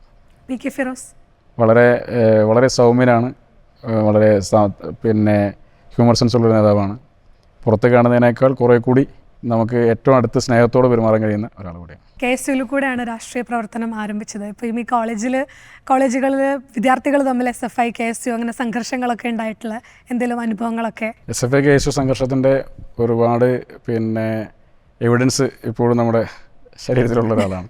പക്ഷെ അതേസമയം തന്നെ ഈ സംഘർഷങ്ങളൊക്കെ കഴിഞ്ഞിട്ട് കോളേജിൽ നിന്ന് അടി കഴിഞ്ഞു, പോലീസ് ഒന്നുകിൽ അറസ്റ്റ് ചെയ്ത് പോലീസ് സ്റ്റേഷനിൽ വരുമ്പോൾ വീണ്ടും ഒരുമിച്ചാണ്. അതല്ലെങ്കിൽ ഹോസ്പിറ്റലൈസ്ഡ് ചെയ്യുന്ന സമയത്ത് അവിടെ കഴിഞ്ഞ് പിന്നെ എൻ്റെ സൗഹൃദത്തിലേക്ക് പോകുന്ന ആളുകളാണ്. ഇപ്പോൾ എനിക്ക് അവസാനം ഉണ്ടായൊരു സംഭവം 2017 ലോ കോളേജിൽ കോഴ്സ് കഴിയുന്നതിൻ്റെ അവസാന സമയത്ത് KSU SFI തമ്മിൽ വലിയ സംഘർഷം ഉണ്ടായി. എനിക്ക് അതിഭീകരമായ രീതിയിൽ പരിക്ക് പറ്റി. എനിക്ക് തലയ്ക്കൊക്കെ ഒരുപാട് മുറിവും ചെവിക്കൊക്കെ ഒരുപാട് പ്രശ്നം, ചെവിയൊക്കെ ചെറുതായിട്ട് കീറുന്ന പോലെ ആണി കൊണ്ടൊക്കെ പ്രശ്നങ്ങളൊക്കെ വന്നു. അപ്പോൾ അത് ഭീകരമായ അടിയാണ് നടന്നത്. അപ്പോൾ അതിൽ പോലും ഒരു പിന്നെ പുറത്തുള്ള ആളുകളെല്ലാം തന്നെ അതിനെ കാണുമ്പോഴും നമ്മളതിനൊക്കെ ആ ഒരു മൊമെൻ്റ് കഴിഞ്ഞാൽ പിന്നെ നമ്മൾ ബൈക്ക് ഓടിച്ച് പോകുമ്പോൾ വഴിയിൽ വീണാൽ നമുക്ക് പരിക്ക് പറ്റുന്ന പോലെ ഒരു ലാഘബോധ്യോട് കൂടിയിട്ടാണ് ഇതൊക്കെ കണ്ടു പോകാറുള്ളത്. അപ്പോൾ ഞാൻ അന്നത്തെ സംഘർഷം ഉണ്ടാകുന്ന സമയത്ത് ഒരു ക്ലാസ്സിലിരിക്കുന്നു, മറ്റൊരു ക്ലാസ്സിൽ അടിയടക്കുകയാണ്. അപ്പോൾ ഞാനും എൻ്റെ സുഹൃത്തും മഹേഷും കൂടിയാണ് പെട്ടെന്ന് താഴോട്ട് ഇറങ്ങി പോകുന്നത്. അപ്പോൾ ഓടുന്നതിനിടയിൽ എന്നോട് മഹേഷ് പറയുന്നുണ്ട്, നമുക്ക് വടിയെടുത്തിട്ട് പോയാൽ മതി. അപ്പോൾ വടിയെടുക്കാനൊക്കെ പോകുമ്പോഴേക്കും സമയമെടുക്കും, നീ വേഗം വന്ന് പറഞ്ഞ് ഞാൻ മുകളിലേക്ക് പോകുന്നു. പിന്നെ ഞാൻ മഹേഷിനെ കണ്ടിട്ടില്ല. പിന്നെ എനിക്ക് ആശുപത്രിയിൽ വെച്ചിട്ട് പിന്നെ വലിയ സംഘർഷമൊക്കെ ഉണ്ടായ കാര്യങ്ങളൊക്കെ കഴിഞ്ഞു. പിന്നെ എനിക്ക് കുറേ സമയം കഴിഞ്ഞതിന് ശേഷം ആശുപത്രിയിൽ വെച്ചിട്ടാണ് പിന്നെ കാണുന്നത്. അപ്പോൾ കാണുന്ന സമയത്ത് ഇപ്പോൾ മഹേഷ് ഉൾപ്പെടെയുള്ള ആളുകളൊക്കെ വന്ന് നിൽക്കുന്നുണ്ട്. അപ്പോൾ ആ സമയത്തൊക്കെ എൻ്റെ ധാരണ ഇവരൊക്കെ ഭീകരമായ അടിപറ്റി നിൽക്കുകയാണെന്നുള്ളതാണ്. അപ്പോൾ തിരിച്ചു വന്ന് നിൽക്കുന്ന സമയത്ത് ഞാൻ പെട്ടെന്ന് ചോദിക്കേണ്ട, മഹേഷ് എന്ത് പറ്റി ചോദിക്കാം. മഹേഷ് കുഴപ്പമൊന്നുമില്ല. നീ എവിടെ പോയി? ഞാൻ വടിയെടുക്കാൻ വേണ്ടി പോയി. വടിയെടുക്കാൻ എവിടെ പോയെന്ന് വെച്ചാൽ പറഞ്ഞു ഹോസ്റ്റലായിരുന്നു. 1.5 കിലോമീറ്റർ വ്യത്യാസം ഉണ്ടായിരുന്നു ഞങ്ങളുടെ ഹോസ്റ്റലും കോളേജും തമ്മിൽ. അപ്പോൾ ഒരു സ്പോട്ടിലടിയിൽ പുള്ളി പെട്ടെന്ന് ആത്മാർത്ഥമായിട്ട് അവിടെ പോയി വടിയെടുത്തു. പുള്ളി കൂട്ടാവുന്ന ആളൊക്കെ കൂട്ടി തിരിച്ചു വന്നു. പക്ഷേ അപ്പോഴേക്കും എൻ്റെ പരിപാടി കഴിഞ്ഞു പോയി. അങ്ങനെ നിൽക്കുന്ന അത് ആ സമയത്തൊക്കെ തന്നെ നിൽക്കുക, അതൊരു തമാശയുടെ പങ്കെടുപ്പൊക്കെ പറഞ്ഞ് അവസാനിപ്പിച്ചു പോവാണ്. പിന്നെ ഒരു വട്ടം ജൂണിൽ മുതൽ തുടങ്ങി ഏതാണ്ട് മാർച്ച് വരെ അമ്മയ്ക്ക് ഏതാണ്ട് ഒരു 90 ദിവസം ഞാൻ ഹോസ്പിറ്റലൈസ്ഡായി. അപ്പോൾ ആദ്യ വട്ടം SFI പോലീസായിട്ടൊരു മാർച്ചിനിടയിൽ ലാത്തിച്ചാർജ്, അതിൻ്റെ പരിക്കുപറ്റി ആശുപത്രിയിലായിരുന്നു ഇറങ്ങി. 1-2 ആഴ്ച എനിക്ക് SFI ആയിട്ടൊരു സംഘർഷം, അതിൻ്റെ പരിക്കുപറ്റി മെഡിക്കൽ കോളേജിലായി ഇറങ്ങി. അപ്പോൾ അത് ആദ്യത്തെ അടിയിൽ അങ്ങടാണ്. അപ്പോൾ രണ്ടാമത്തെ സ്വാഭാവികമായിട്ട് തിരിച്ചുണ്ടാവുമല്ലോ. അപ്പോൾ വീണ്ടും ഇറങ്ങി വീണ്ടും തിരിച്ചായി. അപ്പോൾ അതിൻ്റെ പരിക്ക് അത് കഴിഞ്ഞ് ഇറങ്ങി 4 കഴിഞ്ഞ് 5-ാമത്തെ തവണയാണ് ഈ വലിയ സംഘർഷം ഉണ്ടായിട്ട് ആശുപത്രിയിലാവുന്നത്. അപ്പോൾ ആ സമയത്ത് ഹോസ്പിറ്റലൈസ്ഡ് സമയത്ത് തന്നെ ഇതുപോലെ തന്നെ മഹേഷ് എല്ലാവരും ഇവരൊക്കെ ഇങ്ങനെ നിൽക്കുന്നുണ്ട്. എൻ്റെ സുഹൃത്തുക്കളൊക്കെ ഉണ്ട്. അപ്പോൾ എൻ്റെ കൂടെയുള്ള ഒരു ആൽവിൻ എന്ന് പറയുന്ന സുഹൃത്ത്, എനിക്ക് ഓർമ്മ വന്ന് നിൽക്കുന്ന സമയത്ത് ടീച്ചർമാർ ഉൾപ്പെടെയൊക്കെ എല്ലാവരും വന്ന് നിൽക്കുക. അപ്പോൾ ആ സമയത്ത് പുള്ളി ട്രോൾ ഉണ്ടാക്കിക്കൊണ്ടിരിക്കുക. നമ്മുടെ കിലുക്കത്തിലെ ജഗതി ചോദിക്കുന്നു, മിസൈൽ വല്ലതും ഉണ്ടോ എന്ന്. അപ്പോൾ ആ സമയത്ത് ഞാൻ ഓർമ്മ വരുന്ന സമയത്ത് കുറേ ആയല്ലോ. അപ്പോൾ നഴ്സ് വന്നിരിക്കുമ്പോൾ പുള്ളി ഇങ്ങനെ ട്രോളിനാക്കിയിട്ട് നഴ്സിനെ കാണിച്ചു കൊടുക്കുന്നുണ്ട്. അപ്പോൾ ഞാൻ എന്താ വെച്ചാൽ എന്നെയും കാണിച്ചു തരാം. അപ്പോൾ ഞാൻ നോക്കുമ്പോൾ നമ്മൾ തലയ്ക്ക് 8-10 സ്റ്റിച്ച്, ചെവിയിലൂടെ പ്ലാസ്റ്റിക് സർജറി ഒക്കെ ചെയ്ത് കിടക്കുകയാണ്. അങ്ങനെ ഒരു ഘട്ടമൊക്കെയാണ്. പക്ഷേ പലപ്പോഴും ഇങ്ങനെ ഈ സംഘർഷങ്ങളൊക്കെ ഉണ്ടാകുമ്പോൾ അപ്പോഴത്തെ ഒരു വൈകാരിക സ്ഫോടനത്തിലൊക്കെ അടിക്കുന്നൊക്കെ അത് അവർ കൈ കിട്ടിയോണ്ടൊക്കെ പട്ടികയും മരവും കഷ്ണം എനിക്ക് തലയ്ക്ക് അടി കിട്ടുമ്പോൾ ഇരുമ്പിൻ്റെ ഒരു വടിയായിരുന്നു. ഞാനതാണ്ട് ഒരു അന്യൻ സിനിമയിലെ ഒരു മൊമെൻറ്റിലേക്ക് പോയി. പെട്ടെന്നൊരു ഒന്നൊരു പ്രകടനമാണ്. അപ്പോൾ ഇവരൊന്നും ഉണ്ടെങ്കിൽ ഇത് നടക്കില്ല. ഇപ്പോൾ ഞാൻ നേരത്തെ പറഞ്ഞ പോലെ ആ സ്പോട്ടിൽ എന്ത് ചെയ്യണം എന്നുള്ളൊരു പകപ്പിൽ പെട്ടെന്ന് അങ്ങോട്ട് ഡീവിയേറ്റ് ചെയ്ത് പോകുന്നതാണ്. ഇപ്പോൾ അവരൊക്കെ എൻ്റെ കൂടെ ഉണ്ടെങ്കിൽ സ്വാഭാവികമായിട്ട് എനിക്ക് വരയ്ക്ക് പറ്റില്ല. അവരെല്ലാം അത് അവർക്ക് ശേഷമേ ഒരു അടി പോലും കൊള്ളുന്ന സാഹചര്യം ഉണ്ടാവുള്ളൂ. പക്ഷേ ഇതിങ്ങനെ ഒരു പ്രകടനം നടക്കുന്നു. അപ്പോൾ പ്രകടനത്തിൻ്റെ ഇടയിലൂടെ അങ്ങോട്ട് പോവുകയാണ്. അപ്പോൾ ആദ്യ റൗണ്ടൊക്കെ ബാക്കിലേക്ക് പോയി. പിന്നെ ഏറ്റവും അവസാനം വന്ന ആളുകൾ പിന്നെ അത് ഒരു ക്ലാഷായി. അടിയുണ്ടാകുന്നതിനിടയിൽ ഞാൻ ഒറ്റയ്ക്കേ ഉള്ളൂ. അപ്പോൾ ഞാൻ ഇടയ്ക്കൊന്ന് വീണു പോകുന്ന സമയത്ത് ഒരാൾ പെട്ടെന്ന് എല്ലാവരും പിടിച്ചു മാറ്റുന്നുണ്ട്. അപ്പോൾ ഞാനിങ്ങനെ അപ്പം നോക്കുന്നുണ്ട്, ഇവനങ്ങനെ ചെയ്യാൻ സാധ്യതയുള്ള ഒരുത്തനല്ലല്ലോ എന്നുള്ളതാണ് എൻ്റെ ഒരു ചിന്ത. അപ്പോൾ അവൻ പിടിച്ചു മാറ്റുന്ന അവൻ അടിക്കാനായിട്ട് പറ്റുന്നില്ല എന്നുള്ളതാണ് പിടിച്ചു മാറ്റുന്നത്. ഇത് ഓങ്ങി അടിക്കണമല്ലോ. പിന്നെ എല്ലാവരും മാറ്റി കഴിഞ്ഞിട്ട് പുള്ളിക്ക് സ്ഥലം കിട്ടിയപ്പോൾ പുള്ളി ഒറ്റ അടിയാണ് തലയ്ക്ക്. അപ്പോൾ ഒരു ചെറിയ ഫ്രാക്ഷൻ ഓഫ് സെക്കൻഡ് കേൾക്കുന്നത് പിന്നെ ഒരു മുളക്കാണ്. അപ്പോൾ ഈ അന്യൻ സിനിമയിൽ മറ്റേ ഗജനി സിനിമയിൽ സൂര്യക്കടിയിട്ട് കിടക്കുമ്പോൾ ഒരു മൂളൽ വരുന്ന പോലെയാണ്. ഞാൻ മൊത്തം ഒരു മൂളൽ കാണും. അപ്പോൾ ഇങ്ങനെ ബ്ലഡ് ഇങ്ങനെ പോകുന്നുണ്ട്, തറയിലൊക്കെ ഇങ്ങനെ ആകുന്നുണ്ട്. ആകെ മൊത്തം മരവിപ്പാണ്. അപ്പോൾ തൊട്ടപ്പുറത്തെ ക്ലാസ്സിൽ നിന്ന് ആളുകളൊക്കെ ഇങ്ങനെ കരയുന്ന സൗണ്ടൊക്കെ കേൾക്കാം. അപ്പോൾ എൻ്റെ സെക്കൻഡിലെ ആ സമയത്തൊരു മൊമെൻറ്റിൽ എനിക്ക് തോന്നുന്ന കാര്യം, ഇപ്പം എൻ്റെ കൂടുതൽ ആൾക്കാരൊക്കെ പലവട്ടം ഡിബേറ്റ് ചെയ്തേക്കാണല്ലോ. അപ്പോൾ എനിക്ക് തോന്നുന്ന കാര്യം, ഞാൻ നേരെ കുഴപ്പമൊന്നുമില്ല, ഓക്കെയാണ്, മരവിച്ചേക്കാണല്ലോ, നേരെ കയറി അടുത്ത ക്ലാസ്സിൽ കയറി ഒരു ക്യാമ്പയിൻ നടത്താം എന്ന രീതിയിലേക്കാണ് ഞാൻ എഴുന്നേറ്റ് പോകുന്നത്. അപ്പോൾ എന്നെ ABVPയുടെയും പിന്നെ ASFൻ്റെയും 1-2 ആളുകൾ മാത്രമാണ് വന്നിട്ട്. ആ സമയത്ത് ആകെ അവരേ ഉള്ളൂ SFI അല്ലാത്തത്. അപ്പോൾ ASFൻ്റെ സംസ്ഥാന വൈസ് പ്രസിഡൻ്റായിരുന്ന ജോയ്സാണ് വന്നിട്ട് ഫസ്റ്റ് എന്നെ പിടിച്ചെനിപ്പിക്കുന്നത്.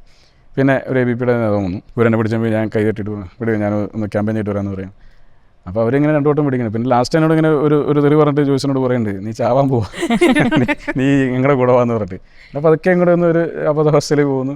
പിന്നെ അവിടെ നിന്ന് പിന്നെ എന്നെ ആശുപത്രിയിലേക്ക് കൊണ്ടുപോകുന്നത് വേറെ ആരും ഇല്ല അവിടെ, കേസുകാരെ ആരും അന്നത്തെ ദിവസം കോളേജിലില്ല. അപ്പോൾ ഞാനും മഹേഷും കൂടി നടന്ന് ചെയ്യുന്ന പണി എല്ലാവരും ക്ലാസ്സിൽ നിന്ന് ഇറക്കി പറഞ്ഞയച്ചു. അടിയുണ്ടാകുന്ന ദിവസം നോക്കുമ്പോൾ നമ്മളന്ന് സ്ട്രെങ്ത് കുറവാണ്. അപ്പോൾ നിങ്ങളെല്ലാവരും ഒന്ന് വീട്ടിൽ പോയി നേരത്തെ മാറാൻ പറഞ്ഞാൽ എല്ലാവരും പറഞ്ഞയച്ചു. പിന്നെ ഞങ്ങൾ 2 ആൾ മാത്രമേ ഉള്ളൂ.